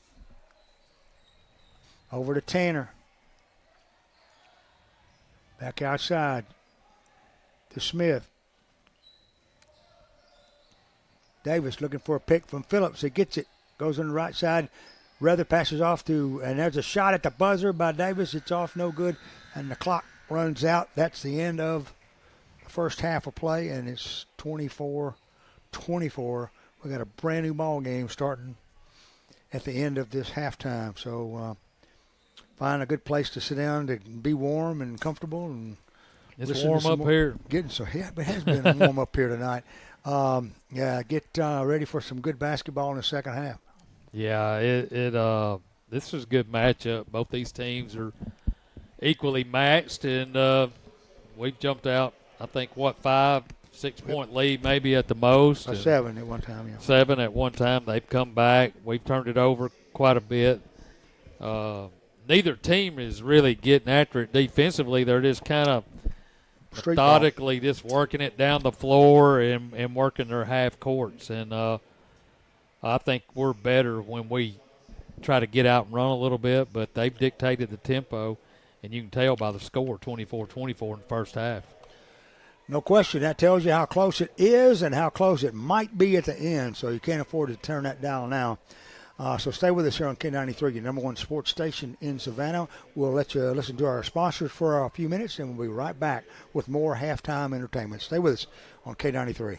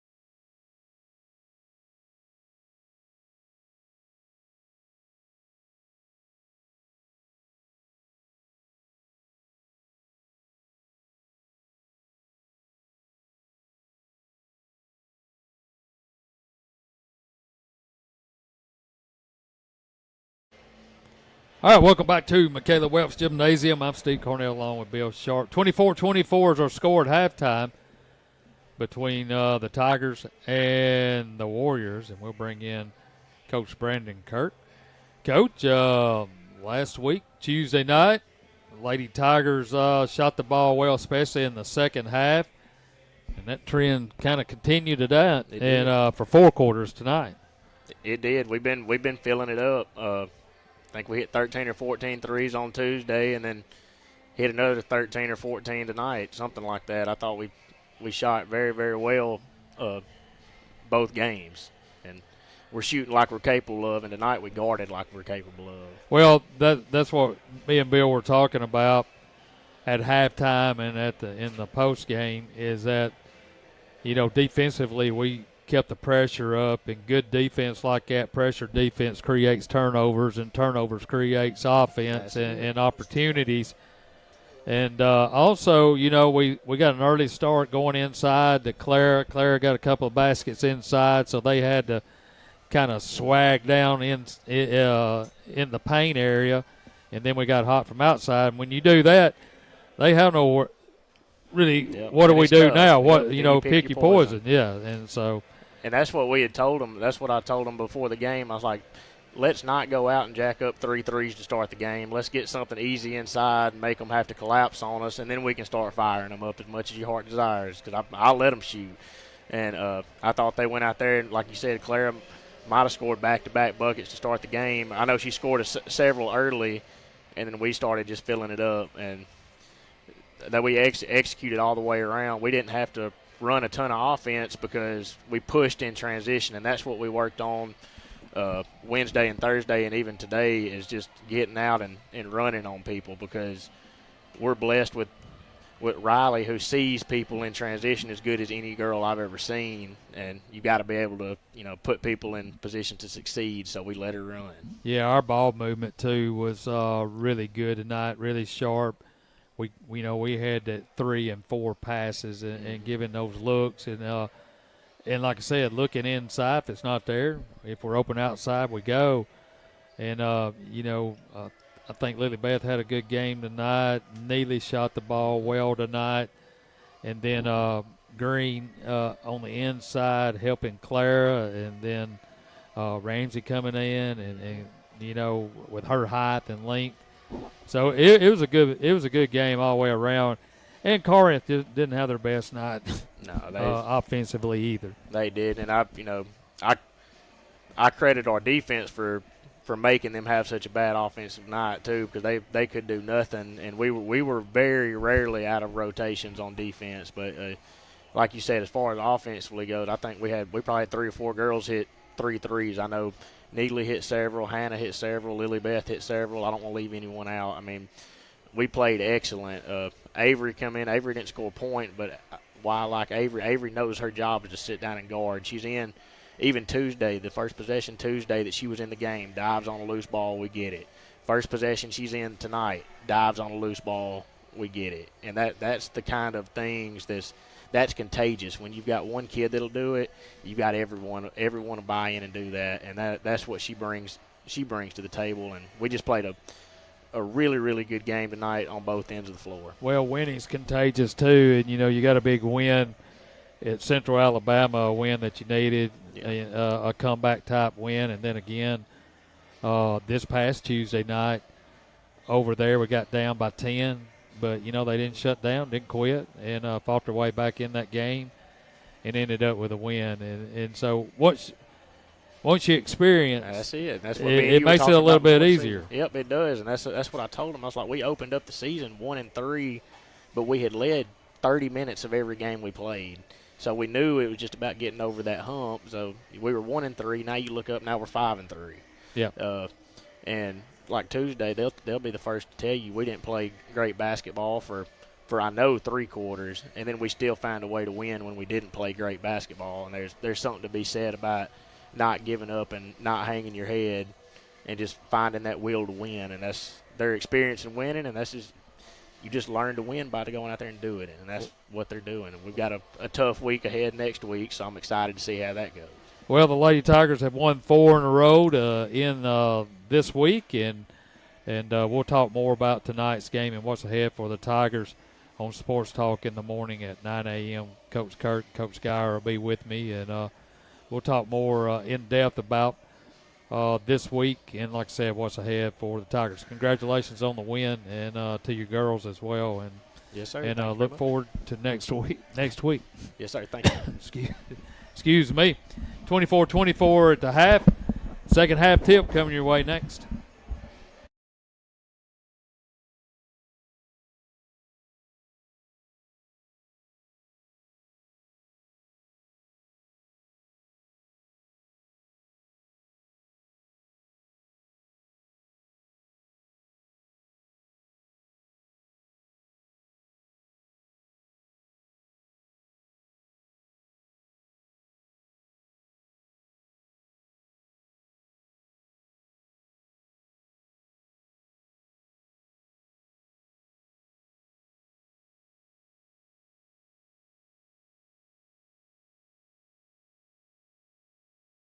Right now for the second half, Tigers will have it to begin it.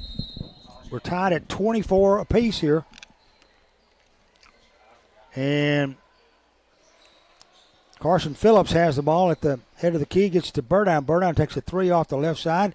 A little too hard. Rebound picked up by Crump. Crump comes down the floor, stops, guns up a little two-footer. It's going to be blocked by Davis. Rebound is a loose ball picked up by Bench and then lost again at midcourt as Mays comes up with the steal. Corinth working it, driving it in, going up for the shot is Harris. A whistle and a foul is called, and I believe it's going to be an act of shooting. That's going to be on Benson. His second.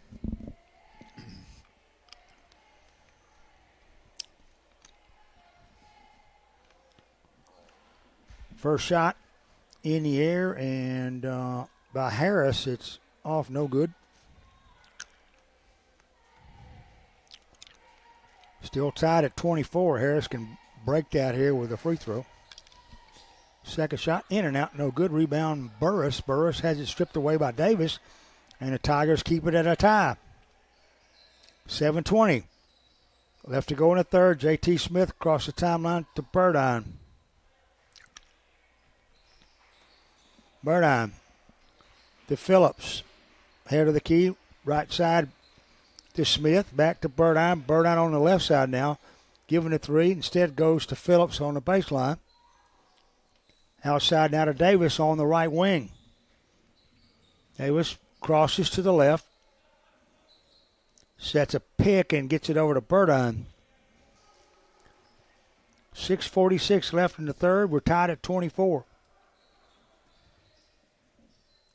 Burdown to Phillips. To Davis. Davis drives. Puts up a patented bank shot of his. A little too far out. It's off, no good. Rebound Mays. Mays is down the floor. Goes underneath. And Harris is going to be right there. Johnny on the spot. And he lays it up and in. And the Tigers trail by 2 now. Quickly across the timeline.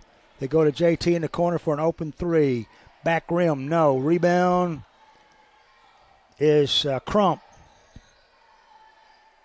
Now Fields on the right side to Harris. Harris drives in, puts a layup up, no good. Phillips, I think, got a partial block, but got the rebound. Outlet pass to Burdown. Burdown slips through a double team.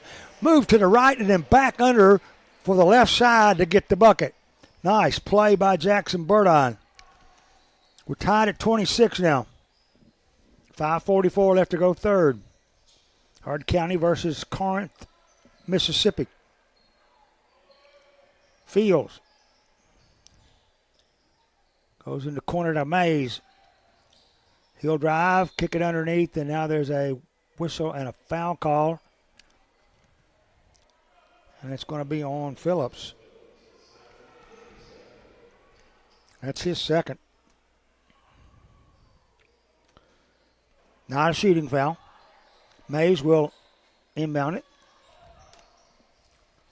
Phillips stuck his hands up guarding the inbounds pass and knocked it into the backcourt, but it was retrieved there by Mays. And JT had to get in the act, and he ends up picking up a foul there.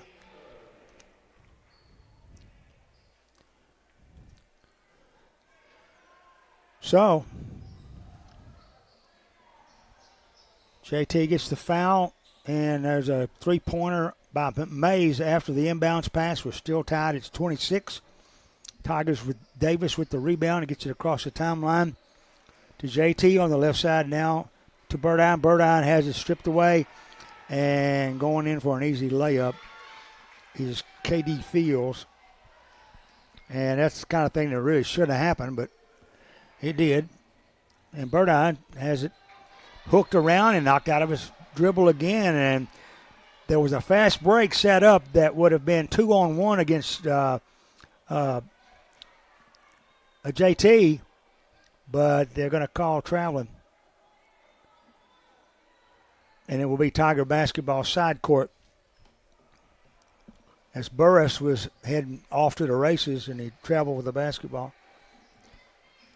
4:44 left. Here's JT ahead away for the three. Hit 3 times, still wouldn't go. Rebound taken down by Harris.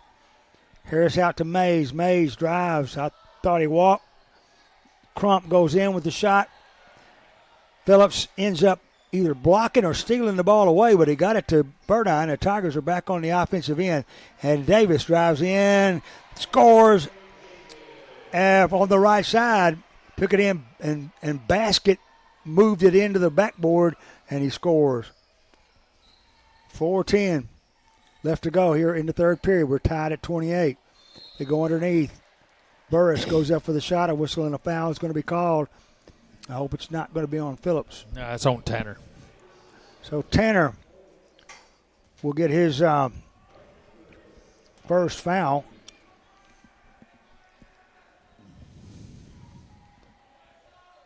And to the line goes Braden Burris. First shot's good, giving the Warriors a 1-point edge here. Second shot coming off, no good. Rebound, Mays. So the Warriors will get another shot at it after the free throw. They lead by 1. With it now is Fields on the right side to Harris. Harris drives in the paint, goes over the top of Phillips and scores. So Caden Harris picks up his 9th point tonight. And the Tigers bring it down. Phillips cross court now to Davis. Tanner gets it over to JT on the right side. JT drifts to the mid-court.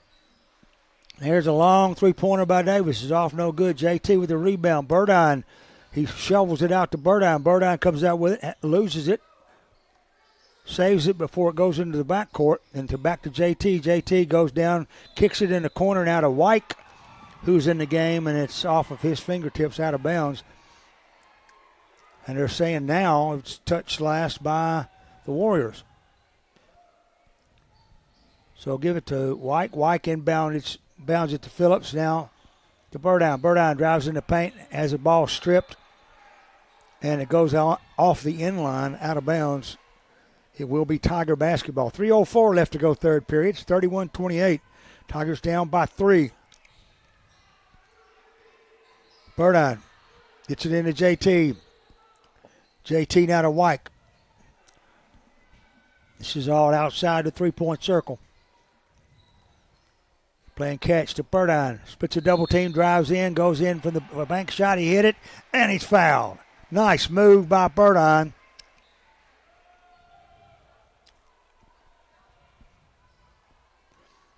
He'll get the deuce off of the high bank shot. That's going to be on Fields. You like that soft touch off the backboard on that side shot.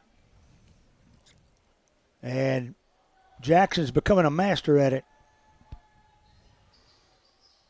Got to get better on those free throws. He missed the free throw. Warriors have the basketball and a 1-point lead. 31-30. Now there's a whistle and a foul call. That's going to be on White.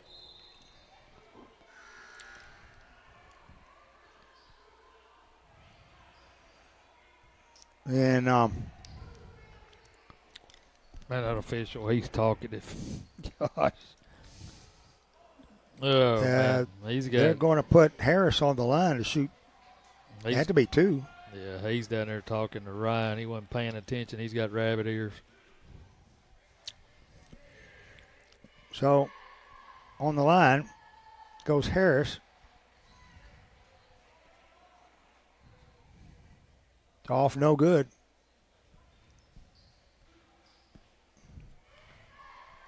Second shot coming.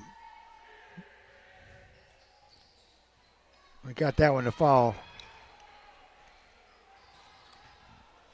So 32-30, Tigers down by a pair.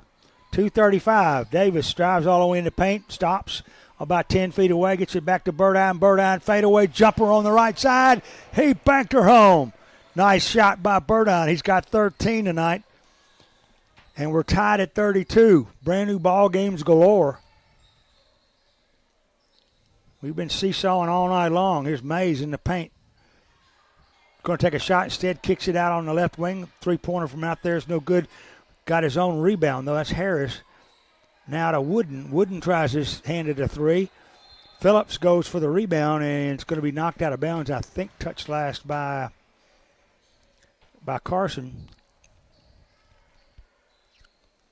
And Carson gave it all. He went to the floor diving for it. 2 minutes left to go here in the third period. We're tied at 32. Inbounds and a quick turnaround jumper is up and good. And that was Burris, who got 2. He's got 9 now. And the Tigers trail by 2. Saunders on the floor for the Tigers. Here's a three-pointer by Davis off the left wing, no good. White on the rebound, ties it up there with Harris. And they're saying jump ball, give it to Corinth. 1:38 now. Stark difference from the first game tonight, which was a runaway for the Lady Tigers. They win at 73-22. Warriors drive in, and a shot's off the back rim, no good. Rebound is Phillips. Phillips to Burdine. On the left side now. Saunders. Tigers set up the offense. Warriors still in a man-to-man. Burdine drives in, splits a double team, puts up the shot, no good. Tip's good by Phillips. Carson Phillips got the tip. And we're tied at 34. And as they work it, a loose ball. It's going to be stolen away by White, and it dribbles out the end line. They are saying that Wooden touched it last. As White intercepted the pass, there was some confusion there. The ball squirted free. Into the game comes Benson and JT. Saunders sits down. The Tigers with the original starting 5 on the floor now. So Davis stops high post right side. Pushes it back to JT. Now to Burdine. Burdine is off to the races in the corner now to Davis. Davis stops on the baseline, has it batted away by Wooden, picked up on the floor there by Fields. And Fields will dribble it down with 16 seconds left to go in the third period. We're tied at 34. A last shot here could determine who goes into the fourth quarter with a 2-point or 3-point advantage. 6 seconds. With it, it's Mays. Stops. Guns the 3. Missed it right at the buzzer. That's it. Third quarter's over. We're tied at 34. I don't know if it's going to be headed to overtime, but it makes every indication. We'll take a 1-minute pause here. We'll be right back after these words.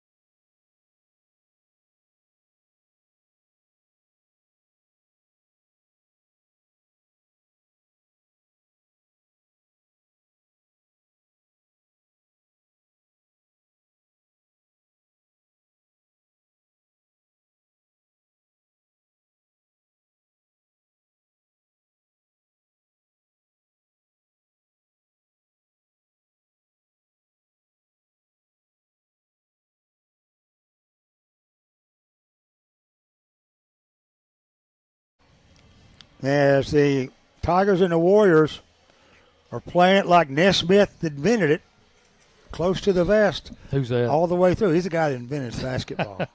I was just checking you. In case you didn't know that. Well, you're just throwing out a name. Yeah, of course. Yeah, name dropping as usual. So the Tigers have it. Burdine working with it. Goes to JT in the corner on the right side. There's a whistle. 3 seconds. A 3-second call, probably on That's on one Carson. of the big guys, Carson. Yeah, and you don't see that very often either anymore. Oh, they don't. I don't think many officials keep up with it that much, but Carson's a big target. Yeah, he kind of camped out there for a minute. It's getting late in the game. He's tired. There's a Warriors try to work it in, loose ball.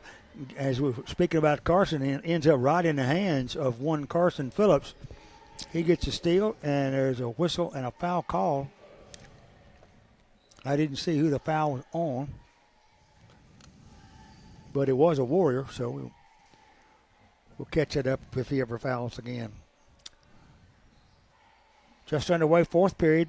We're still tied at 34. Benson in to Davis, right back out to Benson, back to Davis. Davis about 14 feet away in the lane. He's kind of taking it in and then just dishing it back out on the wings. He's got it now. Benson on the left side tries the three. It's off no good. JT fights for it in the corner. And they're saying It's going to be Tiger basketball. Is out on them. Yeah. They handed it to Burdine. It was a doubt as to who actually was involved in that. But they'll give it to the Tigers, and we'll take it. JT watches the clock go under 7 minutes here in the fourth and final period. We're knotted at 34. Passing to Davis. Davis back out to Benson. JT darts toward the lane and then kicks it over to the right side to Burdine. Now to Benson, and it's batted away there by Crump. And it will be Tiger basketball with 6:40 left to go. It's just been nip and tuck from the first minute or second of this ball game. And we're still have gotten absolutely nowhere in 3 full quarters plus. 34 all. Burdine to JT, back to Burdine. There's a pass underneath to Phillips. Open, he scores. Yeah, that's a good look right Nice. there. Burdine catches Phillips wide open underneath. He'll lay it up and in and break the stalemate. 36-34 now. Tigers up by a pair. Got to get some points rolling here, get a little lead here, and waltz her home. Here's a three-pointer off the left side, and that put an end to that discussion as Jabari Wood knocked down a three. And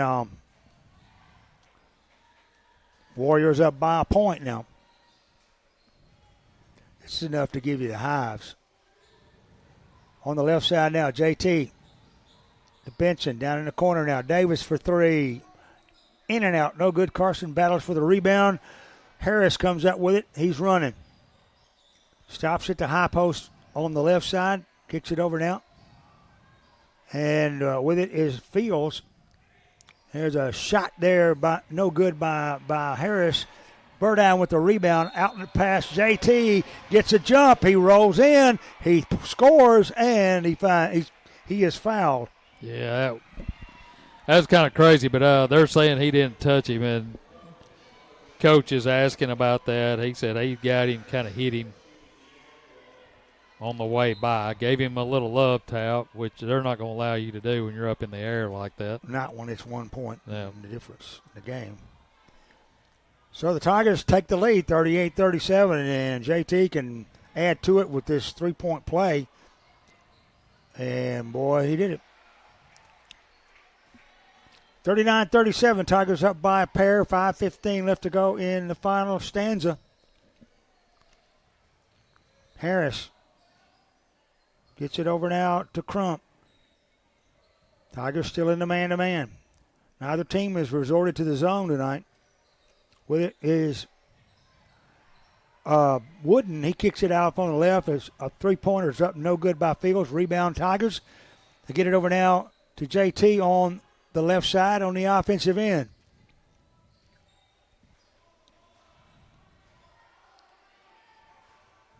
Burdine has it now. Way outside. Now we see a zone crop up. I hadn't seen it all night.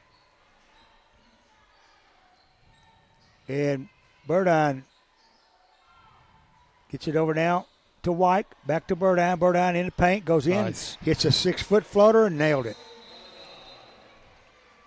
Has a thing of beauty when he gets in the air and pumps it up like that. Well, he's starting to heat up a little bit. You know, he's been kind of a little tentative with those going inside and coming up short. But right now, he's being the Jackson Burdine we're used to. 41-37. Tigers up by 4. 4:09. Just over a half of the quarter to go here.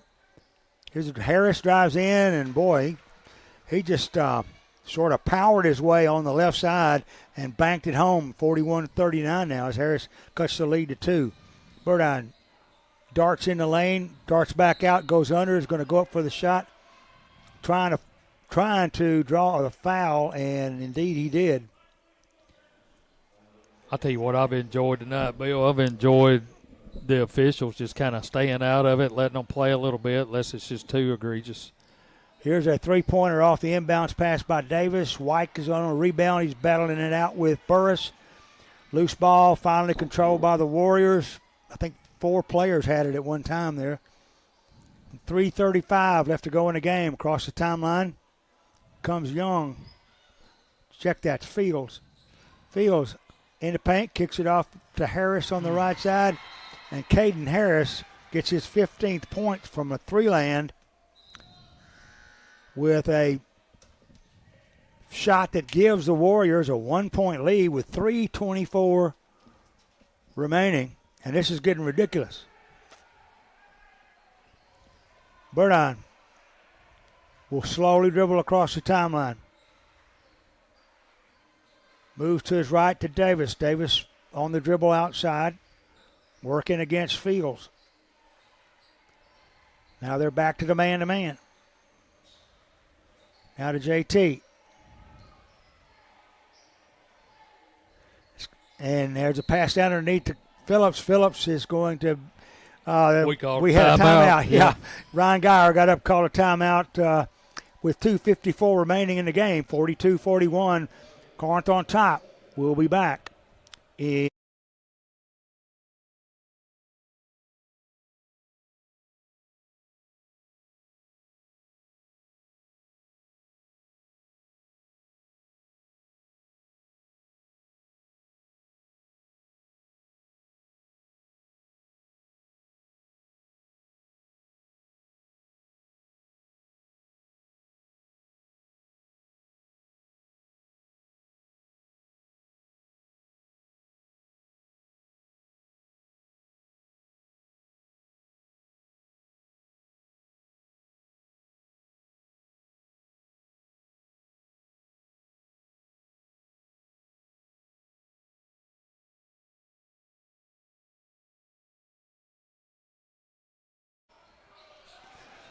The Tigers take it in following the timeout. It was kicked around like a pinball for about 30 seconds. And finally coming up with it is Mays, and Mays will take it down on the other end and lay it up and in. It's a 3-point Corinth lead now. And now there's a whistle. They're going to call charge on Jackson. On Burdine. Yeah, he put his arm up. So call's not going our way, and yeah, I just said something nice about officials, and we've had 2 calls go against us. You need to hush. I'll take it back. Sometimes you need to hush. Yeah, I know. All right, Mays across the timeline. Corinth runs in. There's a charge right there as Braden Burris ran right into White, Lamarian White, and White, to his credit, took one for the Tigers there, and it will be Tiger basketball in the backcourt. Burdine drives in, tries to bank another one on the right side, but his shot didn't go, but he's fouled and will go to the line. Foul is going to be on Wooden. His second, and Burdine on the line. Can cut it to 1 if he can hit both of them.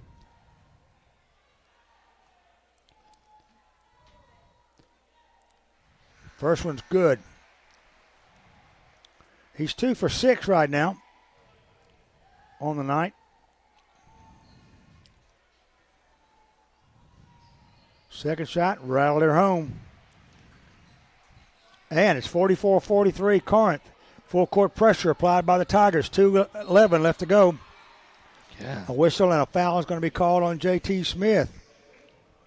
And that's one of those guys you said that weren't calling any fouls. So. Well, I mean, all of a sudden he decided he's going to call everything here in the last 3 minutes. I mean, they've kind of let it go. You're right. I'm just picking at you. I know, but I mean, they have, and then, all of a sudden we want to get involved. Mays has it, gets it to Wooden on the right side. Corinth enjoying a 1-point lead, but we're under 2 minutes to go in this game. Mays drives in the paint, turnaround jumper, it's off, no good. The ball is saved down, and Phillips has it now. JT's got it. JT to Burdine. Burdine has it slapped away. I thought Fields might have fouled there. But it will be Tiger basketball nonetheless with 1:44 left to go. And that's the game, folks. 44-43, 1 point. Tigers have got a minute and 3/4 to rectify it. Burdine works outside against what looks like a matchup zone now. They're coming out man on the outside and backing in to the inside. Here's an attempted steal and a steal taken by Harris. Harris goes in, puts the shot up, blocked by Davis. Rebound, Harris puts it up again. Davis and Harris are fighting it out. Finally a loose ball down in the corner. It's kicked away. Whose is it? Give it to the Tigers. Wow. What an effort by Tanner, number play. 1 defensively, and on their part too. And boy, they did. They got quick hands. Yeah. Burdine across the timeline. 1:06 left to go. Loses it. It's going to be picked up, and Mays is running. He gets in the forecourt. I'll be surprised if they don't call timeout here. 56 seconds remaining. Well, Warriors up by a point. We're trying to foul them, but they've got 3 more to go. Benson will foul, stopping the clock with 53 seconds remaining. Now there's timeout on the floor. Timeout Corinth with 53.8 seconds. Tigers down by 1. We'll be back in 1 minute.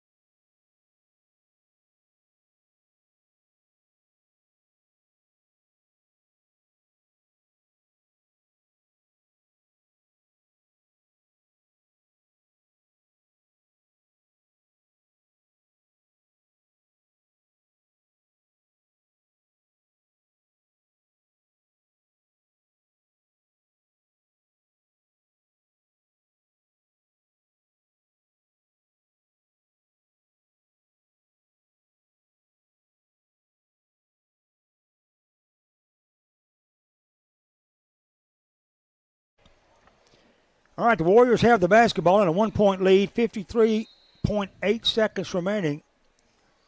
Their plan is to keep it away and let the clock run out.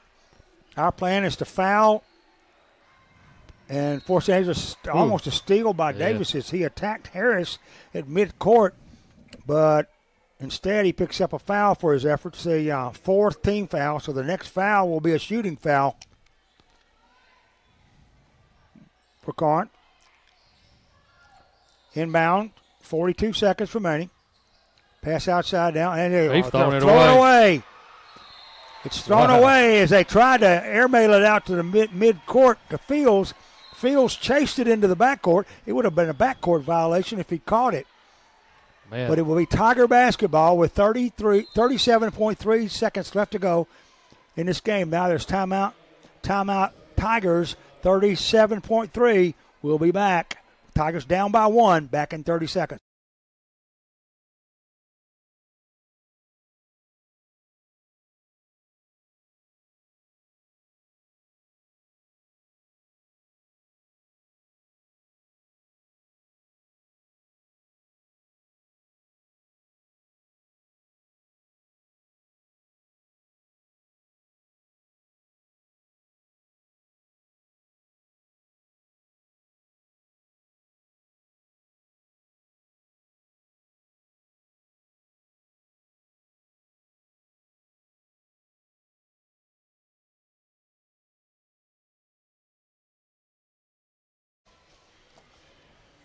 44-43.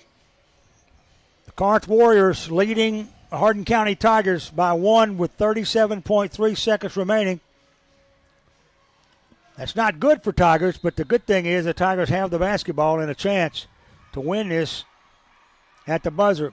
There's a pass in, and it's going to be stolen away. Errant pass by Burdine, tried to go to Phillips inside. It's going to get knocked away by Fields, and now a quick foul is going to be called on Smith. And what I think Jackson thought was going to be a quick pass down to the low post ended up being a disaster for the Tigers. Well, he would have had to thrown it through two Corinth defenders to get it. He tried to get it to thread the needle, and it just needle wasn't. The first shot by Fields is up and no good. We need to We get still the got rebound. 30 seconds on the clock, so it's not everything. Don't let them beat you to the rebound. And still a three-pointer will win, even if he hits this free throw. He Missed it. them both. Rebound Davis. Whew. So the Tigers get it up the floor, 25 seconds. Phillips across the timeline. Goes to Tanner, to JT. Back to Tanner right side, 19 seconds. Smith now. Davis drives, missed the layup.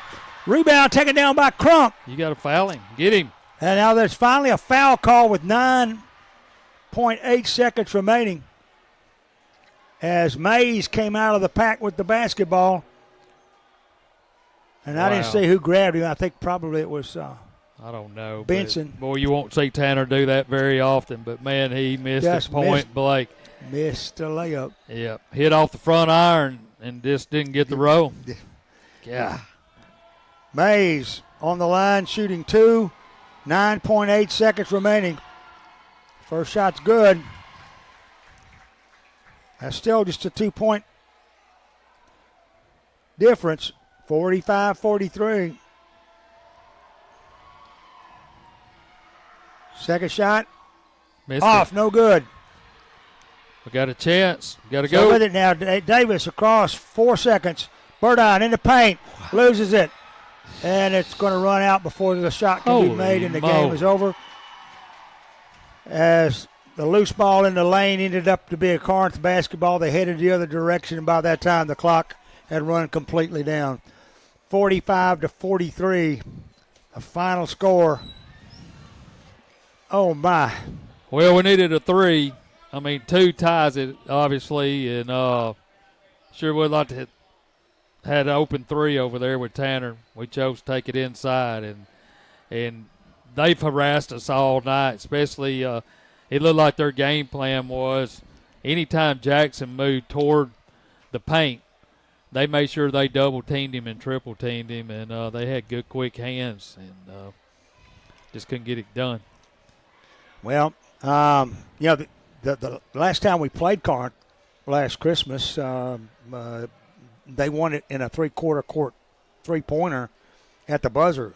So it's getting to where these two teams meeting turns into excitement galore, and tonight is absolutely no different. Yeah, well, they got us kind of in their style of play of what they wanted to do, and that's slow it down. And, they didn't care to be in the 40s like we are, 45, 43, whatever it took. They probably knew we like to really get out and run when we can, and we kind of just got lulled into what they wanted to do, and we didn't shoot the basketball very well from outside either, not like we did Tuesday night. And so that hurt a little bit too, and, man, too many turnovers. But we had our opportunity, missed one point blank. But they did too before then, They had a chance to build the lead and didn't do it. So, anyway, good basketball game, though. No question. Entertaining game. All the way to the end. And we only had 3 threes all night. Yeah, Corinth, that's unusual. Has 2, 3, 4, 5. They had 5, so they outscored us narrowly on the 3-point. And we struggled at the free throw line too. And takeaways. I mean, Yeah. I think this game boils down, and a score would indicate that when you're that low a score, there's a lot of defense going on. And I think Corinth just had the quicker hands tonight. They Yep. stayed in our passing lanes all night long and got steal after steal. Now, we got our share of them. They just got enough to pull out a 2-point win. So let's look at the scoring real quick. First for Corinth. Their leading scorer was Caden Harris. It's no surprise. He had 15. Zay Mays had 11. Braden Burris had 9. K.D. Fields had 2. Preston Crump had 3. And Jabari Wooden had 5. For the Tigers tonight, leading scorer is Jackson Burdine with 17. He was followed by Tanner Davis with 12. Behind that is Carson Phillips with 6. J.T. Smith with 6. Jacob Saunders with 2. And that's the scoring for the Tigers. They just needed one more 3. That's all they would have taken, and it would have been a W, and they would be going to 6-2 rather than going to 5-3. So that's the way it looks. I wanted to take a second here and look at the Lady Tigers scoring, which we didn't get to go over tonight. Let me give you those real quick. As the Lady Tigers win big, 73-22, and the scoring went as follows. Neely Barrier had 16. She was followed by Lily Beth DeBerry with 12, and Clara Callahan with 13. Also, Hannah Miller had 9. Shaylee Green had 5. Kate Helen Parrish had 2. Lindy Kate Hosey had 1. And Molly Pierce had 4, and Kylie Ramsey had 4. So that's the scoring for the Lady Tigers tonight. They win it big, 73-22. And the Tigers fall 45-43 in the nightcap. And we'll get ready for, let's see, where are we headed to on Scotts Hill. Scotts Hill on Tuesday night. And next Friday night, we'll also be on the road, and I'm trying to get that. We're becoming road warriors. Yeah, we'll go to Tishomingo next Friday, so be sure to make your plans to attend those games. Or the Old Faithful is to stick with K93. We'll be there and try to stream them if we can. If we can't, we'll certainly be on the air with the radio play-by-play, so join us if you can't make it to the game. Don't forget Sports Talk tomorrow morning. Steve would be deflated if no one listened to his Saturday morning show. By the way, we just need one. I enjoy your Friday morning show. I want to bring that. Well, thank you. I really enjoy that Friday morning. I didn't think you were up. I think those golden oldies. Yeah. Hey, I got my recorder on. Oh, okay. Okay, so that just about does it for us here at Michaela Welch as the Lady Tigers win big and the Tigers fall in the nightcap. So for Steve Carnell and my good friend Steve Smith, this is Bill Sharp saying good night, Tiger fans. Good night, Tiger fans.